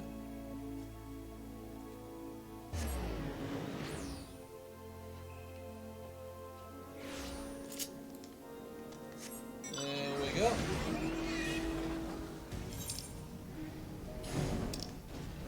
Right, go over a word with Alberic.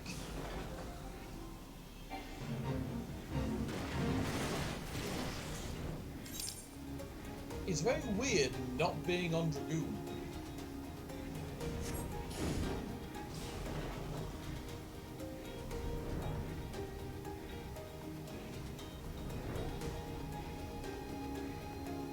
Right then.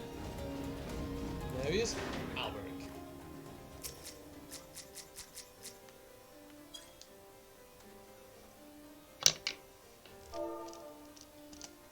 You must be the adventurer of whom Owain sent word. Greetings and well met. I am Sir Alberic Bale, Knight of Ishgard. The Holy See is much obliged to you for your aid. Time being of the essence, I shall proceed straight to the heart of the matter. The eye, an Ishgardian relic of immeasurable worth, has been stolen, and we have reason to believe the culprits has come this way. So it is that we ask your assistance in its recovery. The thief has been identified as a man named Stinian. A dragoon swarmed onto the service of the Holy See. You heard true, the crime was perpetuated by one of our own, an individual in position of trust and no little honour. You may be assured a fate worse than death awaits him upon capture. My duties to the sea afford me little opportunity to travel far beyond the walls of Ishgard. I must confess a grave ignorance of recent Gredanian affairs. I was told that a sentry by the name of Logredan Logdanarel might have knowledge of a route taken by Asgardian fugitives. I'd prefer to keep my identity a secret, and thus would have you gather what information you can.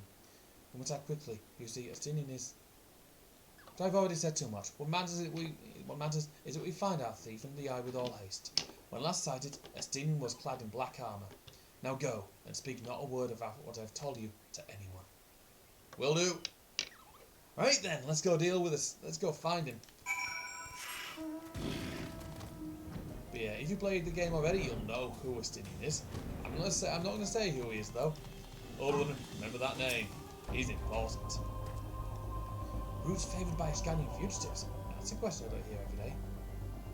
You aren't plotting someone's savoury appetite yourself, are you? Even if you were, I doubt you'd make it far. Any road, we've caught a few fleeing to the North Shroud, while the Gridania being hugged to nearly as many others in Discard. This is no easy task to identify outsiders.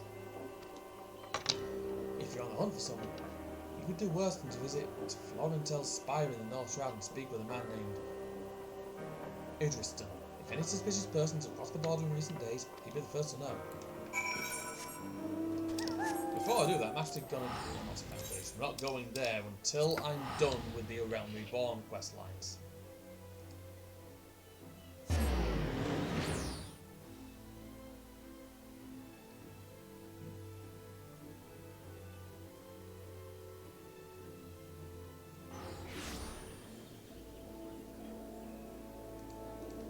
Right then, because I mean it around Ishgard, I'm going to swap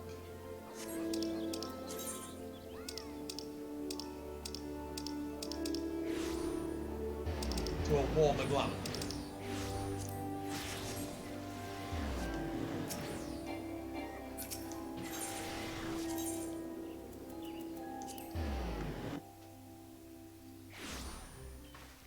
Yep.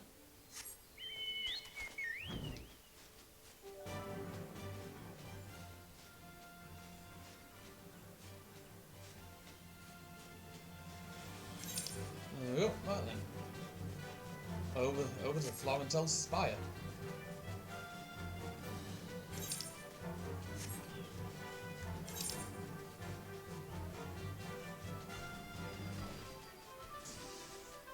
There we go.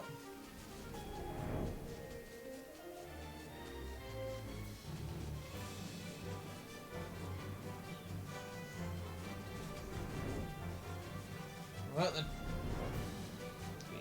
It's going to be fun doing this quest line again. I do want to refamiliarise myself with things, but right. Interesting. Hail, adventurer. Yes, I'm the one tasked with monitoring those who would enter our land by way of Kurthas. This Guardian Knight, clad in black armour?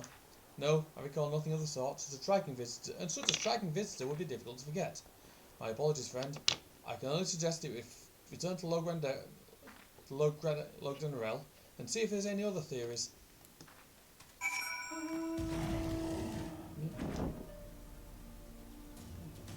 I quite like it. I enjoy it.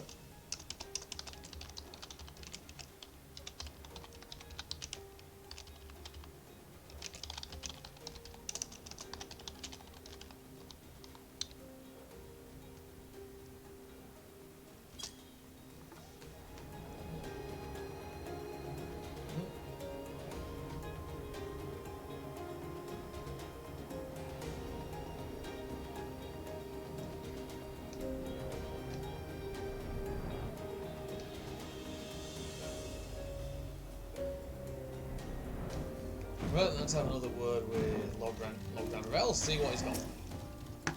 Oh look, you see, most curious. Why, it is not impossible that a fugitive can make it this far without being spied from Florentel's Spire. It eases the possibility that a man is still in Ishgard. Road's counter good sense, would a fugitive not want to put this distance of grounds between him and his pursuers? By process of deduction, it is a possibility. The climbers of Ishgard are not kind drifters and vagabonds. That said, there has been talk of curious smoke wafting from a cave east of here at night. Who are you? I might begin my search there. Yeah, it's not too far at least. That's not an outfit you'd want to wear here. In a place where it is really bloody cold.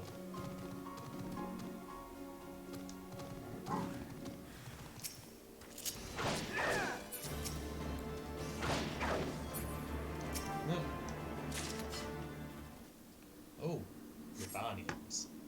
That explains a lot. Oh, hello to whoever else is viewing. Yeah, currently we're just starting the Dragoon questline. And there he is.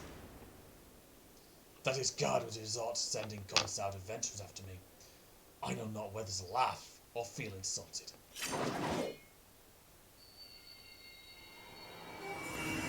In the eye, it rouses for another?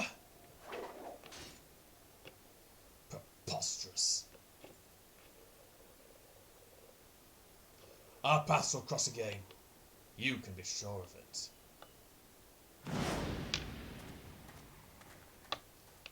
Yup, that is a sting. Grumpy Jumpy.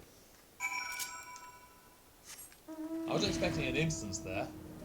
Right, with that, report back to Alberic. With that, I should be able to swap back to Dragoon and get this out and do this properly.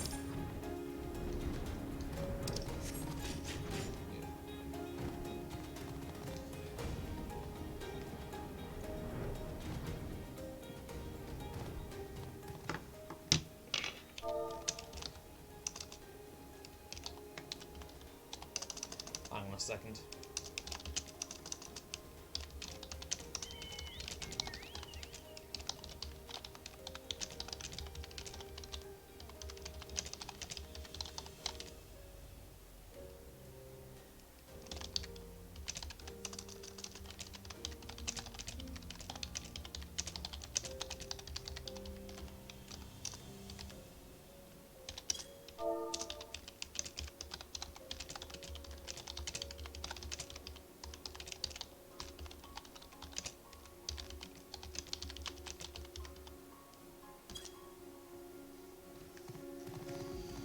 Right then, let's see what Alberic wants. Let's see what Alberic's got for me now. A Dragoon clad in back, you say? Tell me all that transpired. It all went a bit like this. By the fury, that the Eye would choose another. I had not thought it possible. In light of recent events, it would seem an explanation is in order. The Eye is no ordinary relic. It harbours the power of the Dragoon, which it bestows upon a single chosen soul, the strongest and wisest Dragoon. He who is chosen is possessed of the power to fight our mortal foes, the dragons of Dravania, on equal footing, soaring the firmament as if it were an extension of the land. That man is known as the Azure Dragoon. The Azure Dragoon is the light of hope for all its guardians and the paragon of all dragoons. For this reason, you may imagine how it pains me to have to confess that the man you encountered, the thief, is none other than the Azure Dragoon, and that I was once his teacher. Needless to say, I acknowledge myself accountable for Destinian's misdeeds, and mean to do all in my power to find him and recover the Eye. But I cannot do this alone. I require your help, Taylor, you who have received the power of the dragon. You may labour to believe it, but there can be no mistake. The soul of the Dragoon I bear glows in your presence, irrefutable proof that you are chosen. What I can explain, however, is the why of it. Never before in Ishgar's long history has the Eye roused to more than one individual in a single generation, but it avails us not to cudgel our brains about it. The fact of the matter is that you are now a vessel for the power of the dragon. That dragon lies yet in slumber, however, and you must needs possess the means to wake it, the soul of the Dragoon. I would entrust you with mine, Taylor. Like Astinian, I once ruled the Eye, the skies as the Azure Dragoon, although that power has since become lost to me. It was simply by force of habit that I have hitherto kept the soul upon my person. I have no inkling as to why the Eye has seen fit to choose a second, and an outsider at that. Yet one thing is clear. None can challenge the Azure Dragoon and conceivably prevail save another Azure Dragoon. You are our only hope of bringing Astinian to justice and reclaiming the Eye. Of course, I do not ask that you do this unaided. I may be Dragoon no more, but what knowledge I have, I shall gladly impart to you. For indeed, when the time comes that you must face the Azure Dragoon, not less than complete mastery over the power of the dragon will avail you. That a perilous road lies ahead of you I shall not deny. Knowing this, if you would still lend me your lance, I will teach you to harness the power that has chosen you. Go forth, my young dragoon, and rouse the dragon within. I look forward to your return.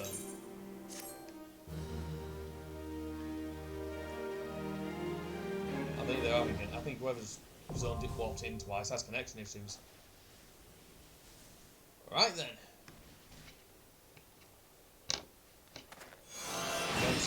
Been going 2 hours already. Your inner dragoon grows stronger. Right then.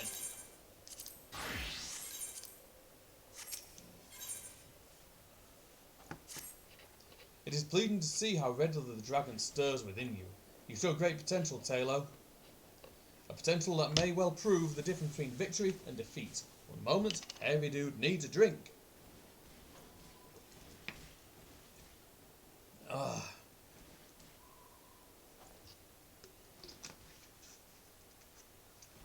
Jeez, my bloody throat.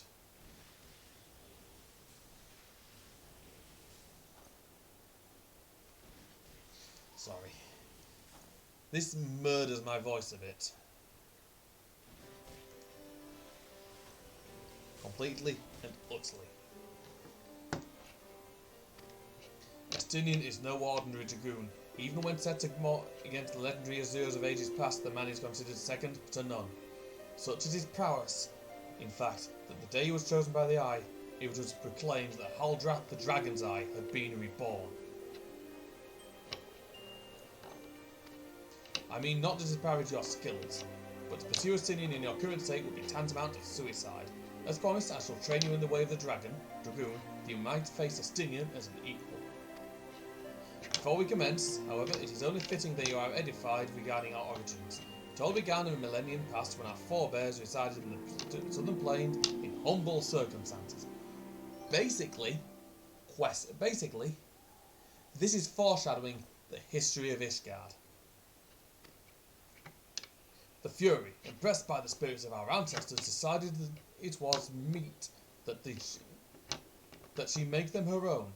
So did she appear before Haldrath's sire, a man of courage and integrity named Thordan, and bade him lead her people to the Promised Land, to what would become the great nation of Ishgard. Their journey brought them to a wide chasm, wherein Thordan and his people set to building a bridge. It was then that a dark shadow descended upon them. The great worm Nidhogg. Heedless of his own safety, Thordan fiercely charged the colossal beast. Alas, he was pushed into the chasm by one of his own, a man seduced by the worm, and fell to his death. Taking up his slain sire's lance, Haldrath hurled himself on Nidhogg, even as tears streamed down his face. The confrontation ended when the young man, his hand guided by Haloni, landed a mighty thrust that prized out Nidhogg's eye. With a terrible roar of pain, the great worm took wing and fled, while jubilation reigned below. Again, there's a lot more to it than that, but I'm not going to go into it yet because that would be spoiling things for the future. Ishgard's priceless relic is none other than the eye taken from Nidhogg that day. It is a veritable wellspring of dragon power. Even so removed from its owner, it can exert control over the hearts of men. Also, once I'm done with this questline, which shouldn't take as long as the Lancer one, I shall be getting on with the Crystal Tower questline. Haldrath himself felt its malign influence, but his love of justice brooked no corruption, and he prevailed over the power, claiming it for his own. And so it was that the first Azure Dragoon was born. Being derived from our foe, the power of the dragon is a thing to be loathed. But as Haldrath proved to us all, so long as our hearts burn with justice, we need not fear being taken in by its thrall. But what is justice precisely? Justice assumes many shapes and forms, Taylor, and none can say that one is greater than another. So long as you hold fast to your beliefs and stay true to yourself, you leave no room for the power of the dragoon to master you. But enough of history. Let us return to our attention to the present. A knight by the name of Sir Brucemore will see to the next stage of your training. Seek him out at Witch Drop. Yeah, back here again.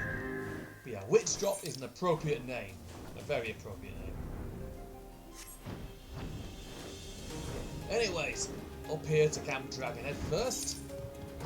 Not even worth mumming warping, even though I've got like 6 million gil. This is the most skill I've ever had, by the way. By far in a bloody way.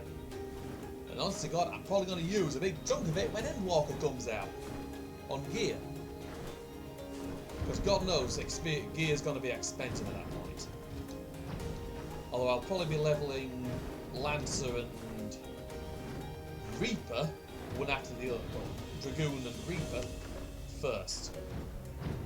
Right then, we gotta go. Looks like we're going down here to Brucemont. Where is he? Ah, there we go. Brucemont. So the adventurer seeks to become a dragoon. Sir Albrecht speaks of legends and chosen ones, but I'd say you prove yourself in a more practical fashion. With your lance, defend yourself. Okay. Death gaze.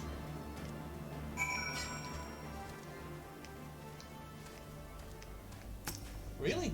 One thing. You have some skill, I'll give you that, and the glow of your soul crystal. Perhaps Sir Albrecht was not wrong about you, after all. Now return to him, your training here is complete. So basically that was a brief history lesson.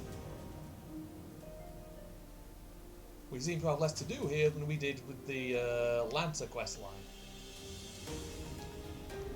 And again, Estinian is a very important man. He's quite high up in Ishgard. He's basically one of their stronger ones. The thing with Ishgard is that it's a bit fucking old-fashioned at this point in the game. Like, they don't like change. They really don't like change. They hate it.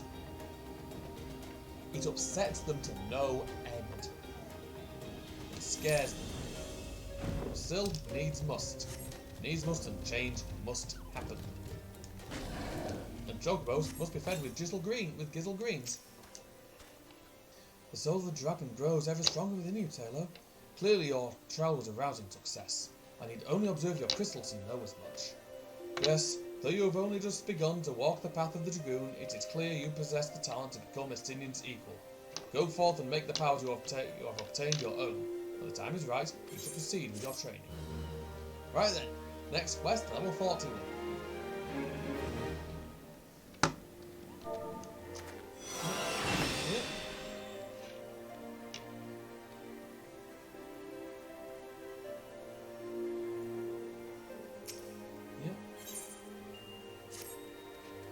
You grow ever stronger, and I speak more than just flesh. Aye, you are slowly but surely realising your potential as a dragoon. It is heartening to look upon, though I must confess that my deciding feeling is one of relief. You must understand the mere thought that I would choose an outsider, one who ill comprehends a threat posed by dragons, filled me with gravest of misgivings. Yet you have. But I shall say no more, lest flattery impede your improvement. Now, during our last lesson, I enlightened you regarding the origins of dragoons. You recall how Haldreth heroically triumphed over the great worm Nidhogg, and Ishgard came into the possession of the Eye. Tell me, Taylor, do you believe these events truly transpired, or are you inclined to think them fairy tales? I ask you this because few folk have seen dragons in the flesh besides we Ishgardians, and most would have soon dismissed them as products of the imagination. Therefore, a couple. Alas, dragons are no less real than you and I, with Nidhogg perhaps the most real of all. In the course of its history, Ishgard has suffered the creature's wrath on 8 separate occasions. Each time the great worm rouses, the blood of countless Ishgardians is spilled. Let us revisit the past once more, Taylor. The time is 20 summers past and the place Dravania. After a century in slumber, Nidhogg awakened once more to resume his reign of terror. Entire villages were razed to the ground, their inhabitants razed to smouldering ash. Sensing the great worm's unbridled rage, others of his kind began to rouse, and in such numbers as to blot out the sun with their wings. A deep, foreboding darkness swept over Ishgard. Raging infernos painting the belly of the sky in angry red, the agonized screams of innocence fading into deathly silence. In my station as the Azure Dragoon, I was there through it all, bore witness to the horrors. But there was no time to even offer a silent prayer. Nidhogg lingered in one place only long enough to lay it to waste, and when he took wings, so did I pursue him, a man possessed. This game of cat and mouse continued for what seemed like an eternity before I found myself face to face with the great worm. The battle unfolded in a tiny settlement on the edge of Kurthus, raging on for 3 days and 3 nights with neither side able to gain a decisive advantage. Remaining on my feet by sheer force of will, I realised that it must end now, else it shouldn't end well. Marshalling my last ounce of strength, I waged it all on a single thrust. My lance struck home, burying deep in the ruin of my opponent's empty eye socket. Yet before I could withdraw my weapon, the worm lashed out wildly in its agony, dealing a blow that left me sprawled upon the scorched earth, nigh insensible. In that instant I thought myself sorely doomed. But Haloni was not finished with me. Having lost the taste of battle, Nidhogg let loose a blood-curdling roar before fleeing to the sky. The battle was over. While I did not perish from my injuries, they rendered my body unfit to bear the power of a dragoon. And it was Ishgard dragoon, and I was a zero dragoon no more, lying bedridden.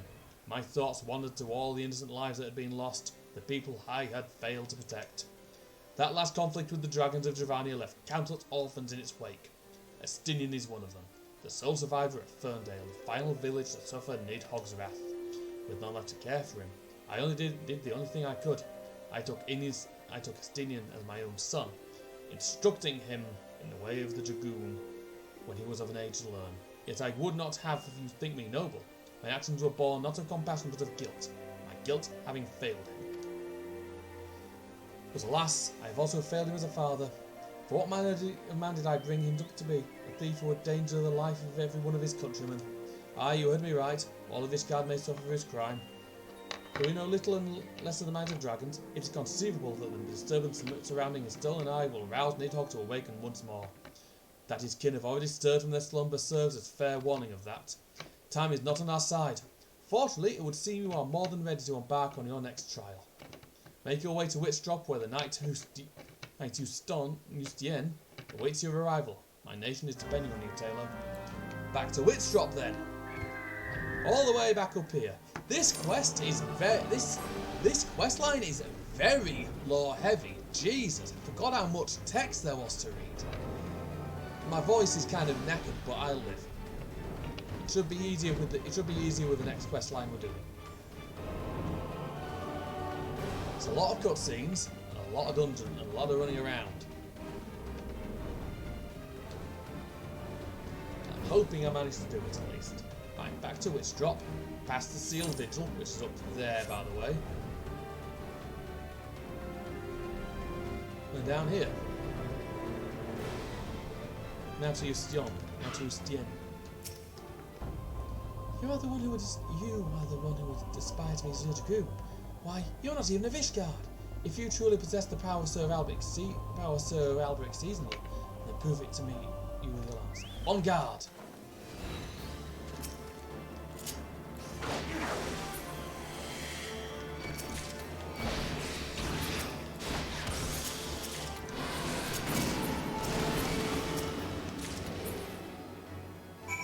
There we go. Doesn't take long. That strength! I have not seen its like since Estinian himself stood before me. Mayhap Sir Alberic has the right of it, after all. Return and show your crystal to him. I have no doubt that he will be pleased. Yeah, that's another Ishgardian job done. With that, I have one more to go. I have 2 more quests to go of this quest line. This one's relatively short compared to the last one. A lot less running around and a lot less running around.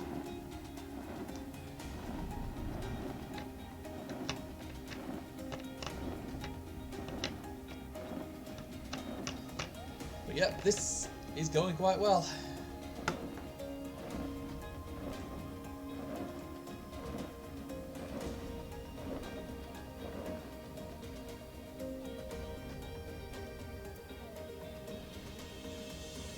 There we go.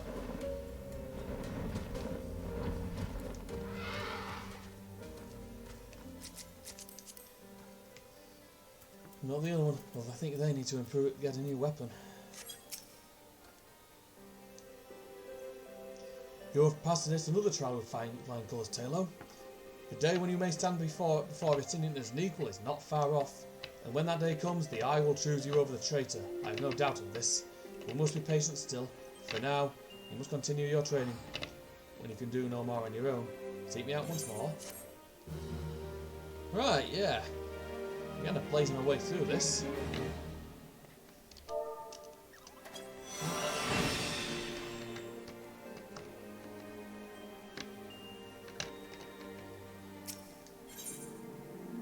Right, double dragoon, really.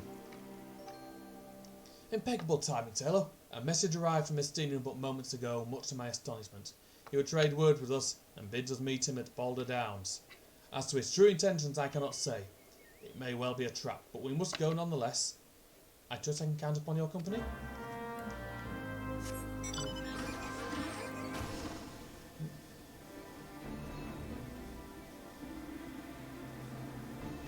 Right then. But yeah, once we're done with this quest line and the Crystal Tower quest line, because you need to do Crystal Tower for Shadowbringers, I should mention that. And doing this one actually provides you a bit of an explanation onto who Estinian is later on.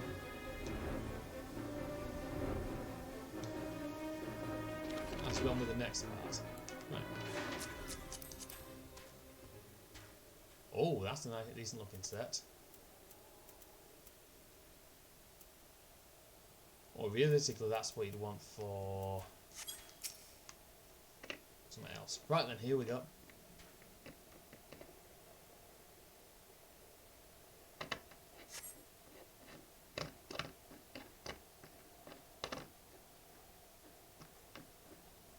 Yeah, this bit had a big chunk of Dalamud hit it.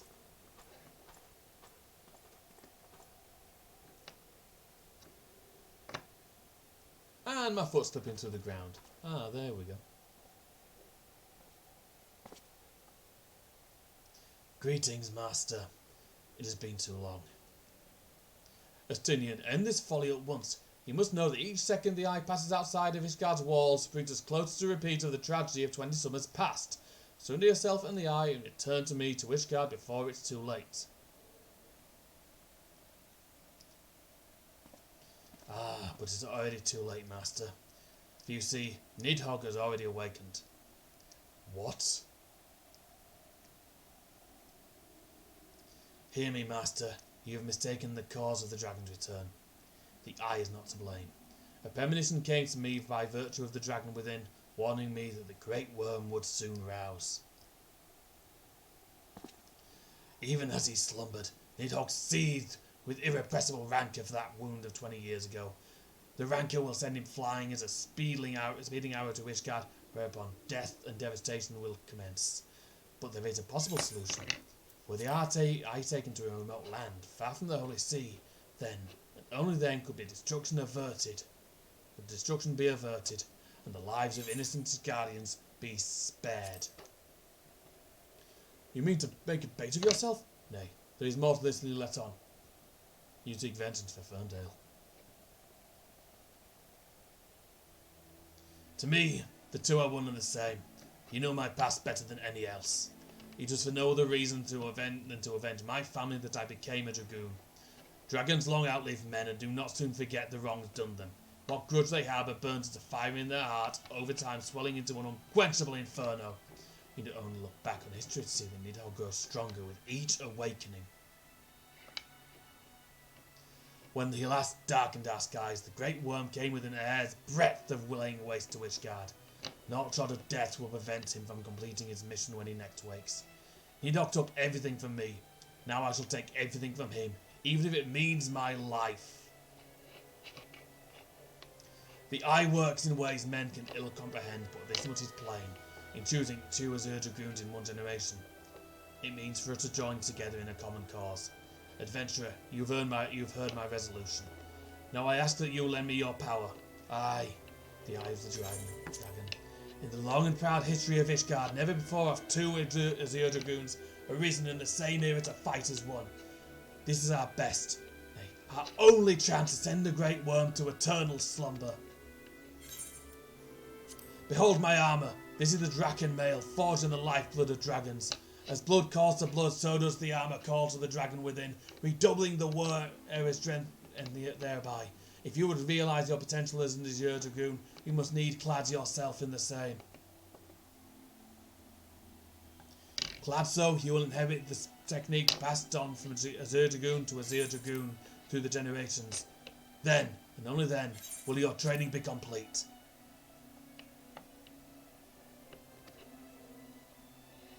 But first you must win the Draken mail as I and Sir Albrecht did before you, by proving yourself worthy in the ultimate trial of the Azure. A series of battles so harrowing as to end the unworthy to an early demise. Master, once the adventurer acquires the armour, pray see to it that he learns to harness the power of the dragon in full. Estinian, wait. Save your worries. I do not mean to make myself easy prey for dragons. I take my leave of you.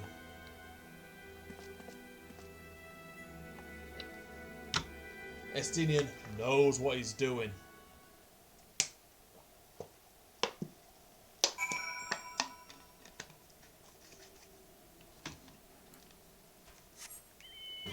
We shall not be dealing with Nidhogg for a while.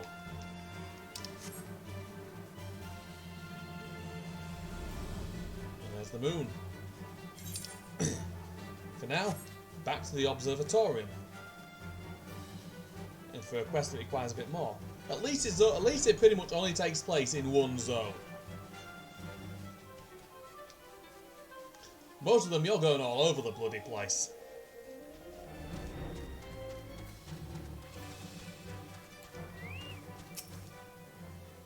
Estinian. Forgive me, I was deep in thought. Now then, as to acquiring the armour of which Estinian spoke. At first it was my intention to squeak mine own armour to you. I am in the dragoon no longer, and its powers are wasted on me. It would be simple enough to hand it over to you and complete your training right here and now. But instead, the dragon armour is no ordinary set of mail. Its strength derives from the dragon blood whence it came, the blood's power resonating with the soul of the wearer. Though I can no longer draw upon mine own armour's power, its bond to me was forged years ago. Were I to bestow it upon you now, I fear it would offer but a scintilla of the protection it afforded me in those bygone days. Aye, Estinian has the right of it. You must claim your armour as he and I did before you. You must complete the trials of the Azure, that the powers of dragon blood be yours and yours alone. The ogre's belly will be where you seek your final test begins. I shall dispatch Sir Brucem on there. Seek him out upon your arrival. Right then. Got to fly northwards. And yeah, the ogre's belly is basically a small dungeon run. You don't go into an actual dungeon. Oh, sorry, shoulders. But you do have to do a bit of running around.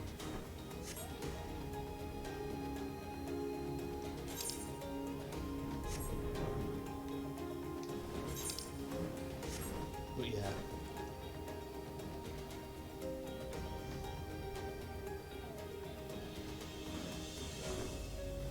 Right, what's this quest? What's this quest? I probably won't be doing that's just Will o' the Wisps. And here we go.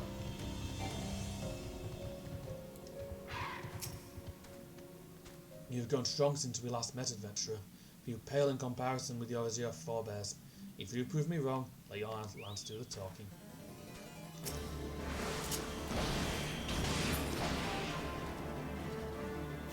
Yep. Once again, adventurer, you prove yourself worthy beyond my expectations. Take this, but know that your trial has only just begun. Your next assignment awaits in the chamber beyond. Sir Hustian awaits you there.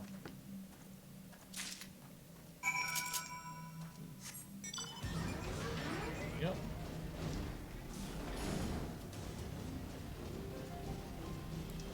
There's Hustian. You, a foreigner, would don the dragon armour and then prove to us that you would not do it dishonour.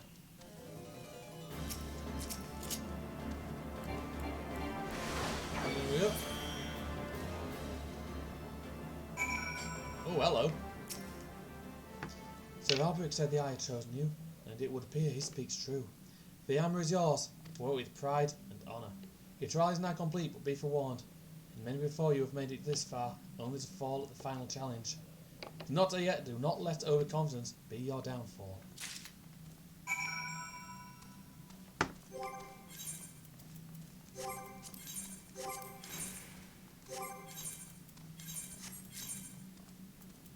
Oh. It's actually giving me the gear. I didn't think it'd do that. So you've made it this far. Very well. Prove yourself worthy of the azure, or die in the effort.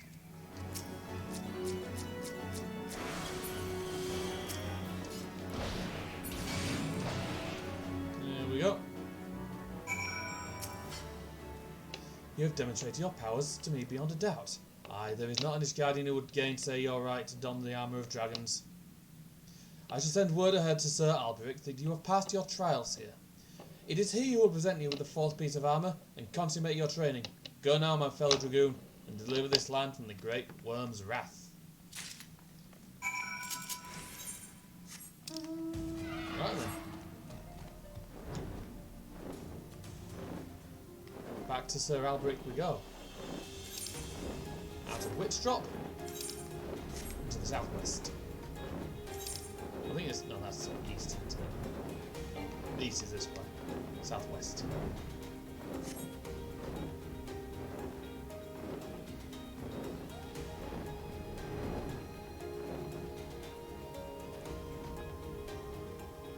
I can check if everything's okay on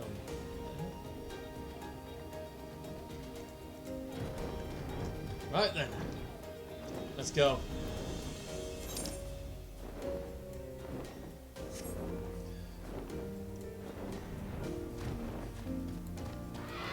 Another word with Thingy, with Alberic. I hear from Sir Brucemont that you performed most impressively. Yes, I stand more convinced than ever that you will be one to save our land. Yet be warned, Taylor, one last trial awaits you. You will face this trial in the presence not of knights but of ghosts. Make your way towards Steel Vigil, and take out a gravestone north and west of the structure. Take with you this flute, and when you reach your destination, blow a single strong note. A visitor shall soon arrive. Entertain your guest, and should he leave behind a present, return it here to me. I always like seeing how other dragoons look. Oh, I've been wanting to check out his... which one is it? Chromite armour of Fending. That's a very nice looking armour. I may have to get my hands on that set. This is the Behemoth King. He's got some PvP stuff. PvP is something I never intend on doing. So if that disappoints you, I don't like PvP. The only time I'll ever do PvP content is when I'm with friends and we're playing something together. Right then, let's go see what he wants. Let's go see what Alberic has for me this time. Oh, white out. That's a fate. Don't need to do that one.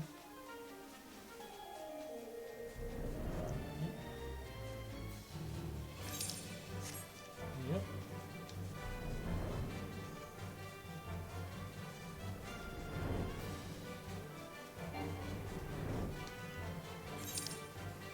So yeah, we've got to go a long way up.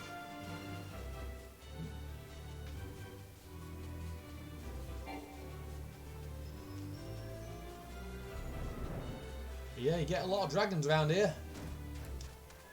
There you go, that's Ishgard.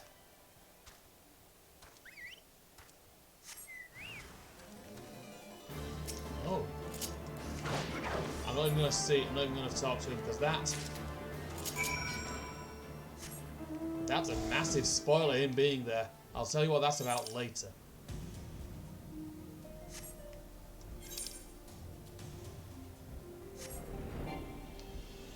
Because that grave ain't important for a long, long time. The only thing is, it belongs to someone very important. I think it's a grave for someone very important. Right, and that's this quest finished. One more to go. One more to go. And then we shall get on with the Crystal Tower quests, which are, quite frankly, a bit better than this. This is to explain who Estinian is. That's all. Nothing more, nothing less.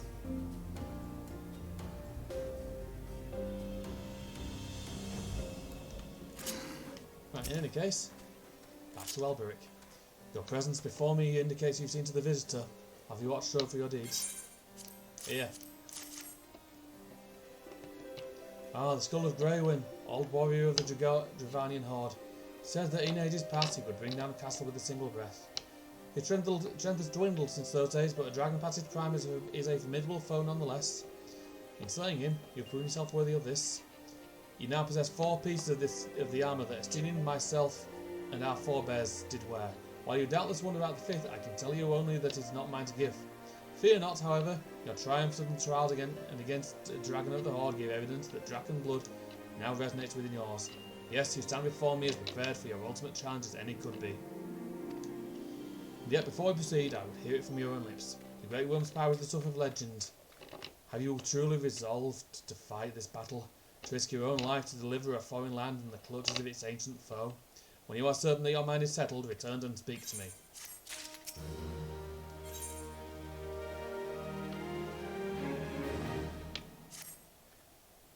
So you'd join your strength to Estinian, that Ishgard might be free from the rage of the Great Worm forevermore? And I shall honour my promise. You shall have full use of powers by the time we are done. Before we begin, there is something I must needs confess. You will recall the tale of my battle with Nidhogg 20 years past and wonder how the power of the dragon left me on account of the injuries I sustained. What I said was an untruth. The power did not abandon me, Taylor. It was I who abandoned it. Being derived from our mortal enemies, the power of the Azure Dragoon is a double-edged sword. Even if it lends us the strength we need to smite dragons, it heightens our communion with the creatures, rendering our minds more susceptible to their seduction than ordinary men.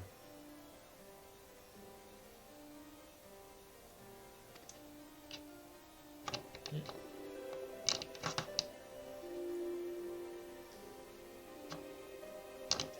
Even as I buried my lance in Nidhogg's flesh, our gazes locked, and mine eyes met then with a look that would fair impale a man. In that instant, I found myself assailed by a torrent of emotions not mine own. Sorrow, rancour, pity. They threatened to drown the man in me and leave behind a dragon. Fearing that I might turn traitor, I chose to purge myself of the power that the eye had bestowed upon me. Thus regaining lucidity, I was able to root the grievously wounded Nidhogg. Alas, countless of his brethren yet remained, as if to mock me. They fell upon Ferndale with a vengeance.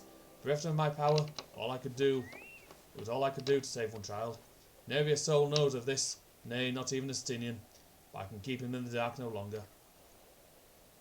At our last meeting, Estinian said that taking Ishgard and exacting revenge upon Nidhogg of his one turn. That frame of mind, I fear, may well lead to his demise. The desire to protect and the desire to avenge are opposing forces that can ill be reconciled. Worse, the latter serves only to cloud his sense of self. When Estinian and I next meet, I intend to confess all, though it means the loss of his good opinion. The outcome of the coming battle, and his very life, may well depend on his readiness to relinquish his powers. Never allow yourself to forget the origin of your strength. Ever does the dragon lurk behind your eyes, biding its time, ready to claim you for its own? Aught less than complete conviction that you will find yourself in its vice-like clutches. So, forewarned, let us return to our previous endeavour. My promise to Estinian was that I would impart unto you the technique that will mark you as a true Azure Dragoon. If you would know the truth, however, this knowledge is not within my power to bestow. No, you must claim the technique as much as you claim the 4th piece of the armour you bear, by proving yourself in battle with the dragons whose power you will unite with your own. I entrust you with this flute once more. Take it to the southwest of Providence Point and blow a single note. By locking wills with your adversary and prevailing, you will prove yourself worthy to champion the cause to which your lance is sworn. The dragon within you shall then awake. Right then. Providence Point, all the way up here. Near Camp Dragonhead. Yep.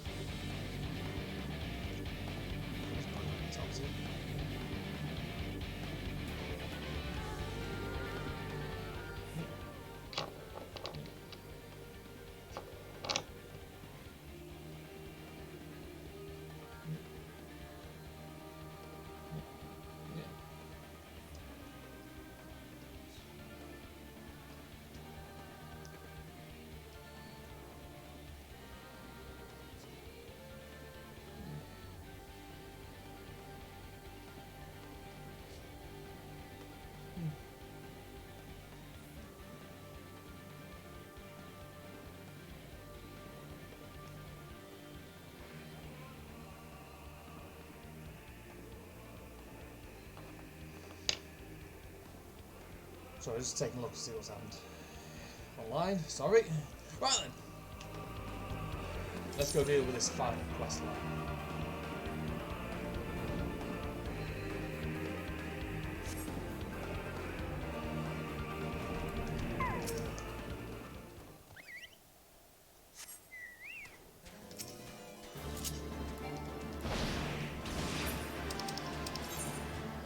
Oh, this one's level 45. I thought it was level 50.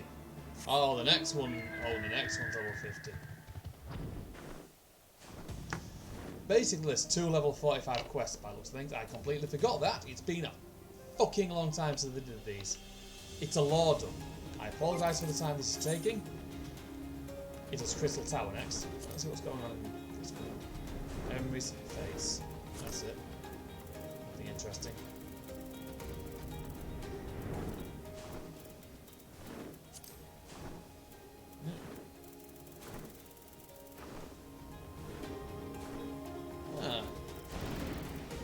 NFC advertisement, that's about it. Right then. Well, that's how good got for me. Good to see you safely returned. I take it from your bearing that the engagement went favourably. Here. Flute. You left this place as a man, Taylor, but you returned as a dragon. There is no more for me to teach you. From here, your battle is yours and yours alone. Now you might recall all me saying that the fifth and final piece of the dragon armour was not mine to give. However, that is not wholly true. I could guide you in the direction of that which you seek. That yet said, I have reservations. The sheer power of the dragon housed within it, such that a great many of his forebears, myself among them, have proven hopefully incapable of wielding it. But I do not doubt what I see. Within you is awakened strength that forever eluded the likes of me. If you are not worthy of wearing the armour, then I know none who are.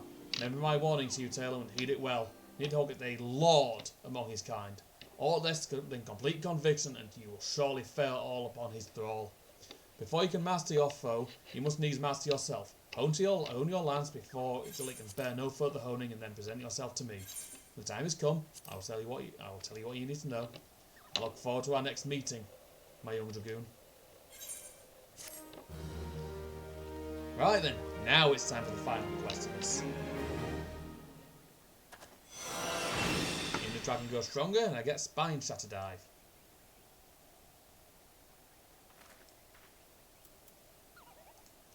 Right then. What's he got for me now? Oh, cutscene. Ah, Taylor, an urgent message arrived from Mistinian in your absence. He bids you come at once to the Seal Vigil. It would seem that Nidhogg's in the move, and rather sooner than we had anticipated. It appears you have not yet fully become master of the dragon within you, and yet we are racing against time. We have no choice but to do battle at the best of your current abilities, and without the dragon mail I promised. Now let us away. Estinian must know the truth of Ferndale, lest he fall for the great worm's seduction. Yeah, Nidhogg is fucking dangerous, by the way. Really fucking dangerous. As far as foes go. We're not battling him here, not yet. Sorry if that's a spoiler. He's a very important foe to the story. And as I said, there is a lot more to Ishgard's story than this. A lot more. A lot more that we shall be seeing in Heaven's Ward itself when I get there. Which honestly, it will take me probably a couple of attempts to do it. It'll probably take me a couple of streams to do it.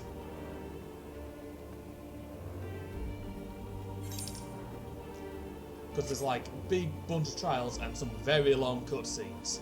Very long cutscenes. I ain't kidding about that either. Right then. Oh. Instance.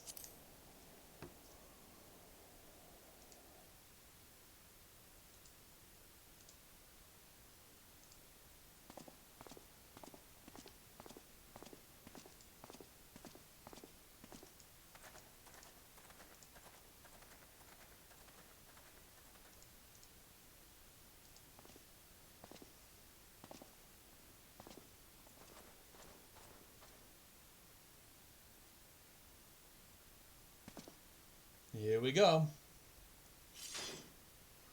Alberic, I waited long for this day.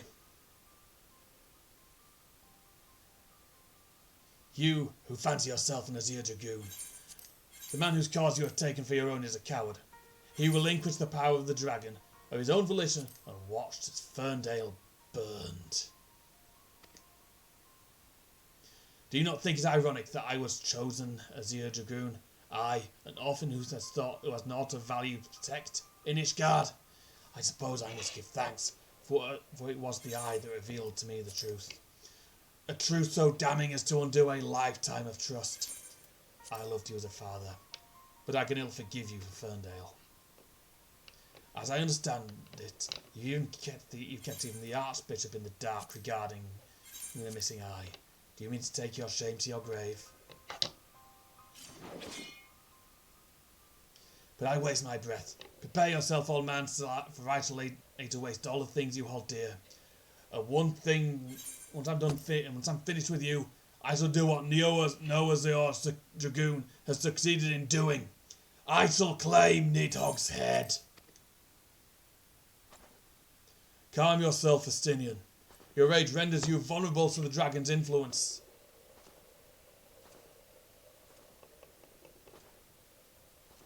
Talo. In you, I thought I had found a kindred. Someone beside whom I could fight Nidhogg. It is with a heavy heart that I relinquish that dream. Your affection for this coward has rendered you deaf to your own destiny. Very well, that we would one day cross lances with it was inevitable from the moment of our first meeting, as we shall now find out who is the Eye's true chosen. There can only be one.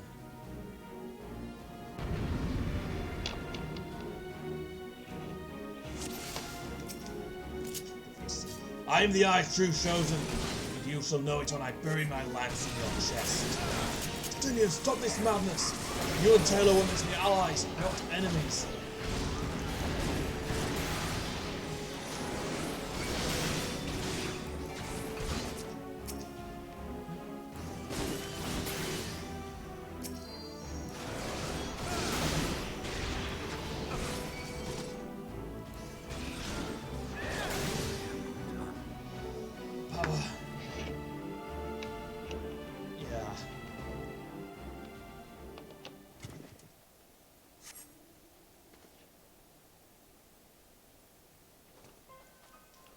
Feeble creature, dost thou desire power? Flock to thine anger and to thy hatred. It is there that thou shalt find it, O mighty Nidhogg, Lord of Dragons.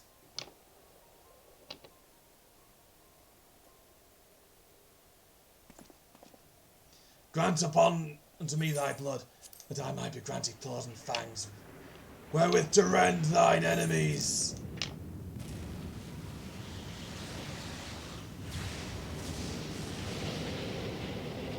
Oh, that ain't good.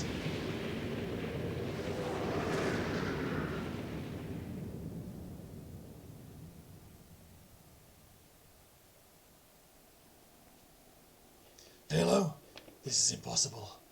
Cannot be.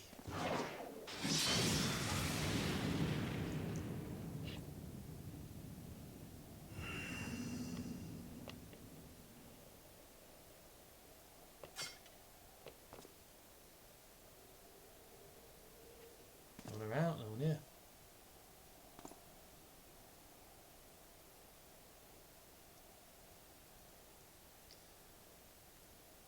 Forgive me, Estinian. I failed you once again. I am fine, Taylor. Somewhat shaken, but otherwise whole of body. It's fact to say, I have much to reflect upon. Let us return to the observatorium. I might not be able, I'm actually starting to get hungry, so doing the next quest line may not be on the menu.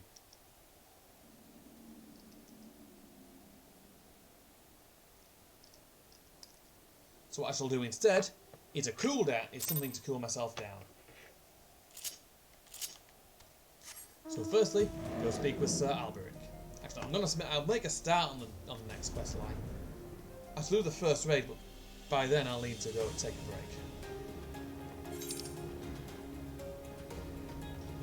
Because the next quest is actually a bit long-winded and requires doing a bit of running around. I won't be doing the first raid tonight because that will take a bit of time.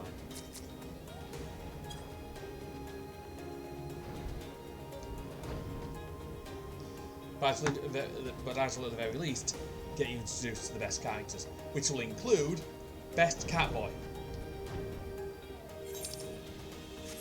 I shall point him out to you when we see him.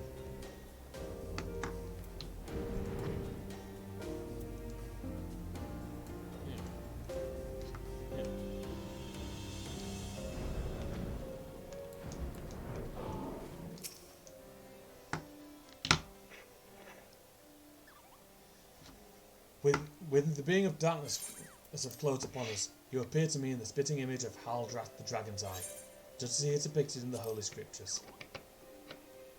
I thought that mayhap the years had taken their toll on my mind, but behold, the soul of the dragoon shines as it never did in all the years I bore it.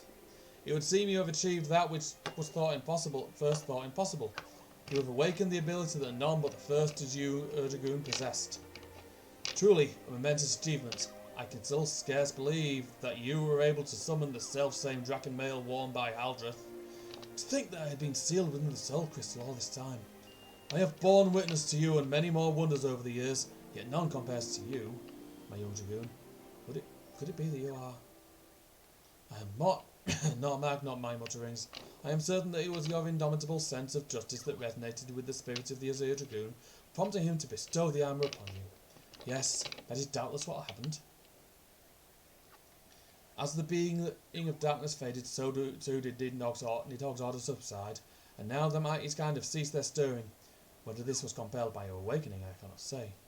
I suspect we will learn the truth of it eventually. Stinian, my dear boy. Whatever becomes of him, he will ever be a son to me. I pray that he is out there, somewhere out there still, and he has not wholly forgotten the great man he once was. When that darkness pushed against me, the self-same torrent of emotion swept over me as I experienced 20 summers past. There was something else besides. There was a voice, and it lamented the rift between the divides dragons and men. You'll come to comprehend what I speak in due time. Till then, Taylor, I pray that you will ever use your newfound strength in the name of justice.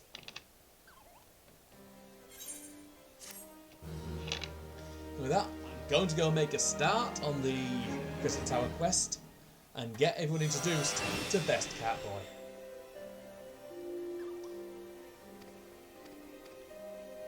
But firstly, before I do that, I've got some gear to fix.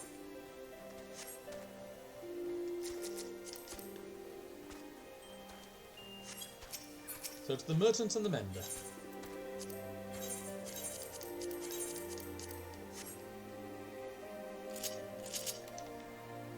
There we go.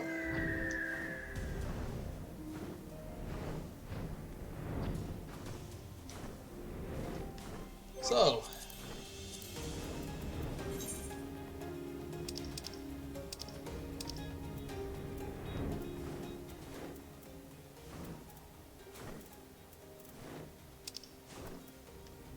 Right then.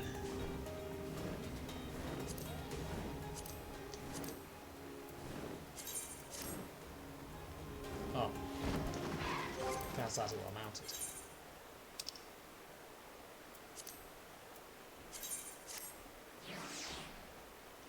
Right then.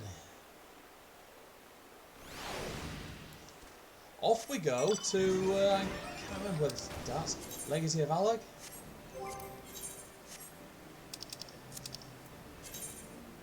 It starts in Mordona. Now again, it's not really worth me warping there, because honest to God, it's pretty much next fucking door.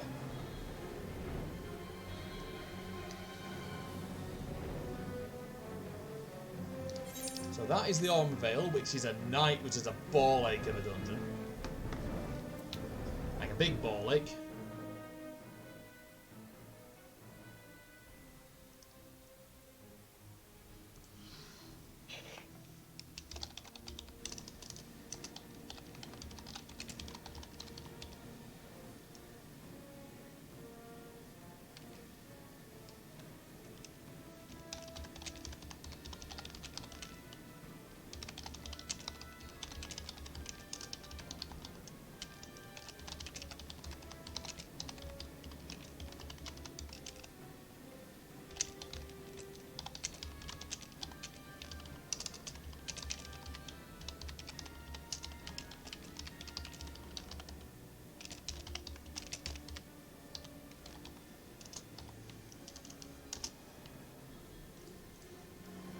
Where is it?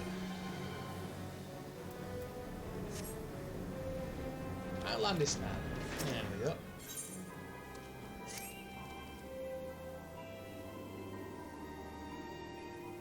Oh god. Oh god, I already know who that is. Fuck's sake, man. Fuck's sake.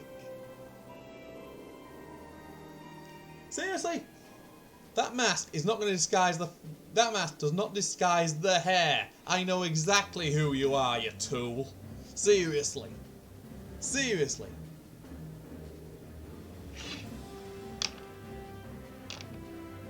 Do I know you? Ah, unless I am very much mistaken, you are the famed adventurer who bested the Gallian Empire's general, are you not? The great Taylor de Stoner himself? Amazing! And more than little serendipitous. We might even call it fate. But I but received word of a truly unique opportunity, you see, and an opportunity the like of which none of your proven worth could take advantage. Reward? Not less than the accumulated knowledge of a fallen civilization. The risk? Oh, a single misstep could cost you your life, but why it's a little dangerous as a storied hero such as you? A man with absolute confidence in his own abilities stands to profit handsomely from this venture. No, I crave no recompense for my part in bringing this opportunity to your attention. The historic discoveries you shall make will be reward enough, I assure you. If my words have fanned the flames of your curiosity, then I bid you seek a man by the name of Rambrose at St. Cognac's Find. For it is he who stands at the doorway to untold marvels, awaiting the arrival of a champion bold enough to march across the threshold. Seriously. Seriously. Fucking seriously. Seriously. Seriously. Fucking Nero. That's the only person it can be with that fucking hair. Nero. Seriously. He's not like a good disguise. Choose something to cover your head up, you tool. He's not making himself... He's not the brightest of sparks, is he? Seriously. We are about to meet... In a few minutes, I think, we may be about to meet Best Catmull. But here we are. Rambrose.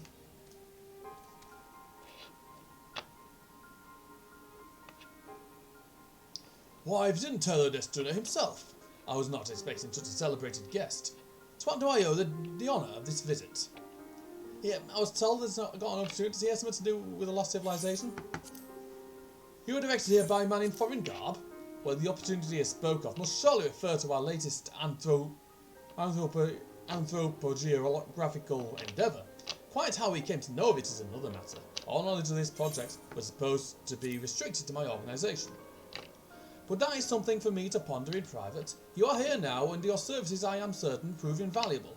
I must warn you, however, that the venture we have in mind is no simple excavation. An unprepared or incarcerated adventurer could very find himself on an unplanned and unpleasant journey to Thal's solemn halls.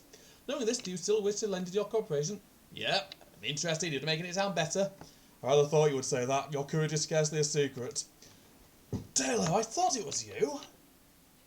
What brings you to St. Cognac's? Don't tell me the Alliance has sent you on another realm-shaking, history-making mission to lay low an apparently insuperable foe, yes? No? Ah, I see you two are already acquainted. That is well. Master Garland, our intrepid hero here, caught wind of the forthcoming expedition, and has kindly pledged to assist us. Has he? Glad to have you aboard, Taylor. You don't have the faintest idea what you volunteered for, do you? Very well, let's begin at the beginning. The Sons of St. Cognac are tasked with unearthing the secrets of the long-fallen Allegan Empire, and this present endeavour aims to delve more deeply into the civilization's mysteries than ever before. Ah, but I know that look. In the event that you feel ill-equipped to contribute much on the subject of Allegan archaeology, I invite you to recall your encounter with the ultimate weapon. That mechanical monstrosity represented a feat of engineering far beyond aught Garlemald can presently achieve. Nero Tolskeva simply awoke it. I mention this by way of a reminder that you have had what one might term extensive first-hand experience with a notable Allegan wreckage. In short, you're practically an archaeologist. Archaeologist? No, I blew the fucking thing up. I'm more of a demolition man. Now, to the core of the matter. Here in Mordona there stands an entire Allegan structure which we have yet to investigate. I speak, of course, of the Crystal Tower. After witnessing the destructive capabilities of the ultimate weapon, and the lesser moon Dalamud before it, it seems wise to treat any remnants from that era with the utmost caution. They must be allied, monitored, and, above all, kept from falling into the wrong hands. To put it plain, I have no wish to see another megalomaniacal legatus wield one of those weapons. It was this thought that moved me to contact the Sons and propose the tower be explored. Sorry.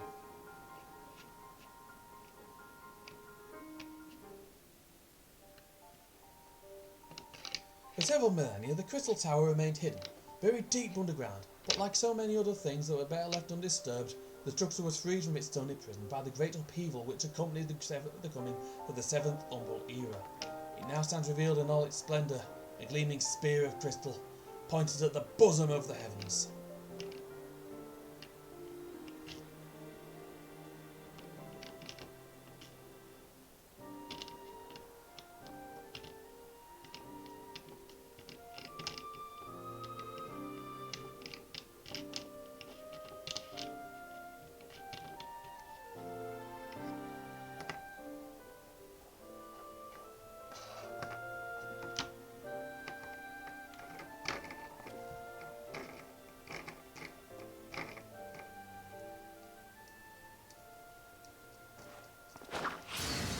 Well, that ain't good. That really ain't good. We believe the Pout Tower to be the repository of much of the ancients' wisdom. Unfortunately, its entrance is guarded by formidable defences, and we cannot so much as peep through the keyhole, much less set foot inside. These defences take the form of statues, carved into the likeness of giant swordsmen, the 8 sentinels of the Sons are wont to call them. It is the first barrier we must overcome.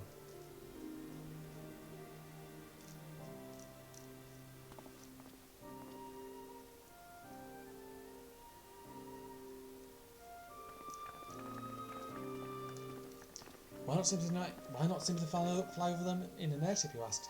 Being tried before. Any vessel that enters too close to the tower is blasted out into the air, where they destroy those tattoos, or the front door is forever beyond our reach. Right then. So it's going to take a while to meet Best Catboy, I think. My colleagues and I are well suited to negotiating just deadly hazards.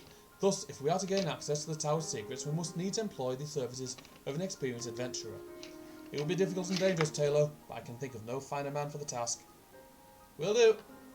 If I didn't know better, I'd say you had a taste for these deadly escapades. I look forward to working with you again. There is much more to be done before we can begin the expedition proper. Take some time to prepare yourself, and I shall explain the challenges that lie ahead.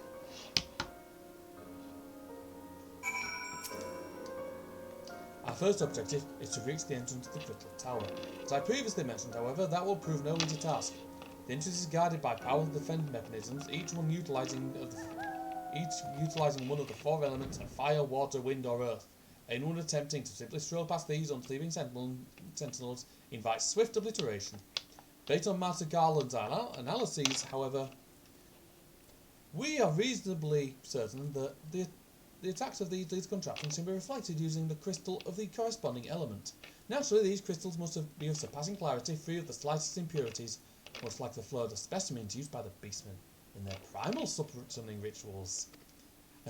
Maybe I should have said exactly like the specimens they use. Were there any other way, we would not ask it of you, but we need someone to enter the beast tribe strongholds and liberate their perfect crystals. For the moment, I would have you focus on obtaining 2 of the 4 crystals we require. Pray make for Lanoshia, where both the Sapsa spawning ground and Ugamaro mines are located. You may be certain that the materials used in the beastmen's sacred rituals will be well defended. Whether you choose to venture there alone or with companions, I shall leave to your discretion. But whatever you do, please be careful. Right then, first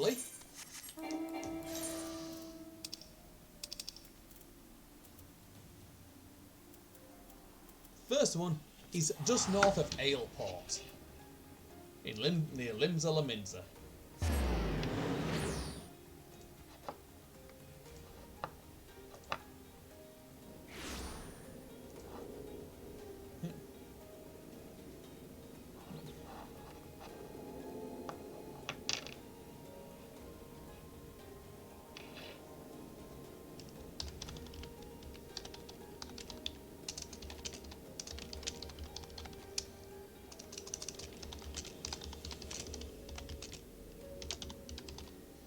a moment.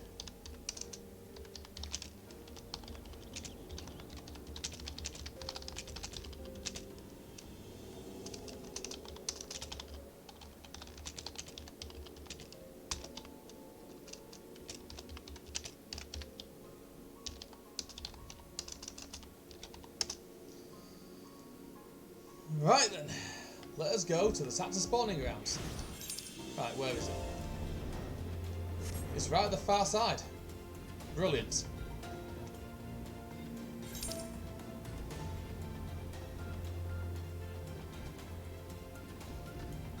Oh, seriously? What a name for a quest. Sharknado.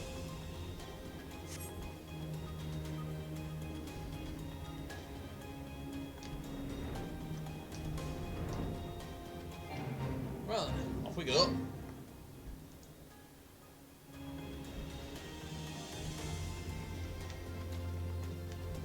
Yeah, I know, fate discovered nearby. Yeah, there's gotta be fucking loads of them in here. It is the Saptor spawning grounds, which is deep in Targin territory.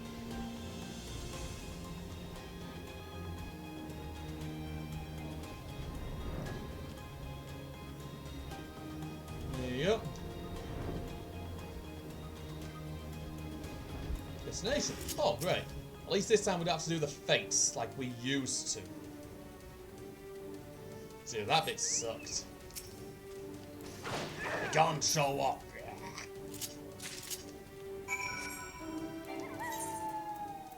With that, out of Lenosia. Wrong fucking button.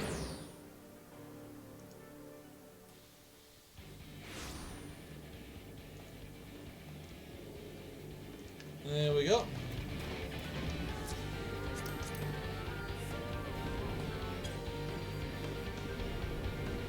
Yeah. At least this one's not that deep in. Used to be you had to do fates to get these. And they were a ball ache to do because it took them a while to spawn. So for a while, no one did these quests. Which sucks, because this is actually one of the better races. Right then, in we go.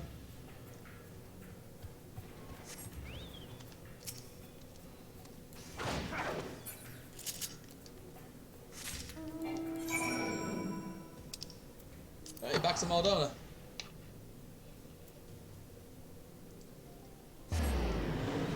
I'd rather go to Maldona than most fucking zones in this game, to be honest.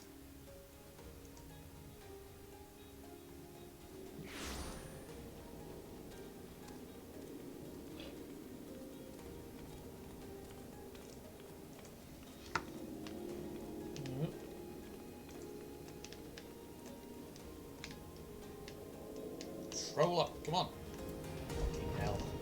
As you can see, I need a new controller. Or at the very least, a new USB micro thing, because this thing is bloody tetchy.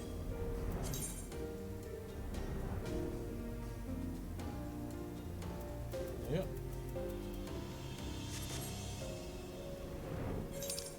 And here we are, back at St. Cognac's Find. Back with St. Cognac's Find. I think we shall well be meeting Best Catboy pretty soon. It's got a good old How progress your efforts in infiltrating the Beastman's strongholds?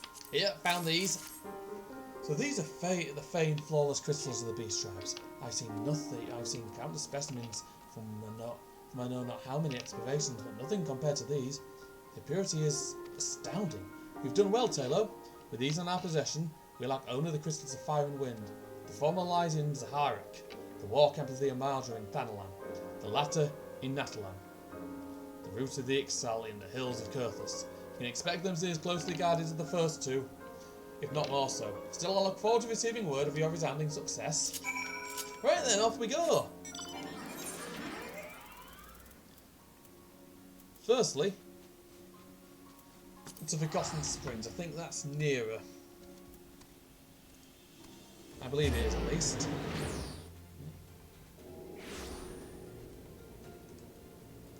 And there we go. Over to Zaharak. Again, it's not too deep in at least. Yeah, jeez. Oh! High up. That must be where we fought Ifrit. That must be where we fought Ifrit. High atop the altar.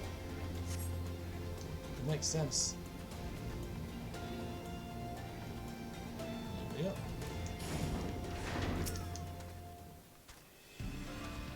There we go.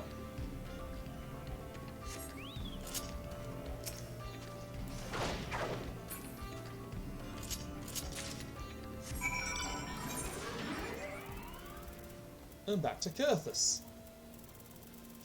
Yeah, there's a lot of zones in this game now. I remember back in the day, Mordo, it used to be just a few areas in Mordo.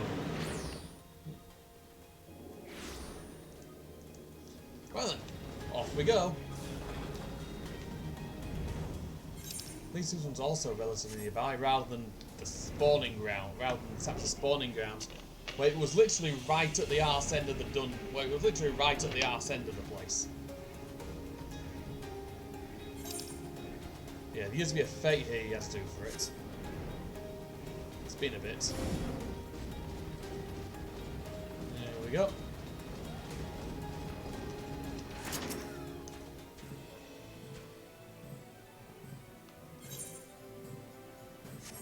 There we go.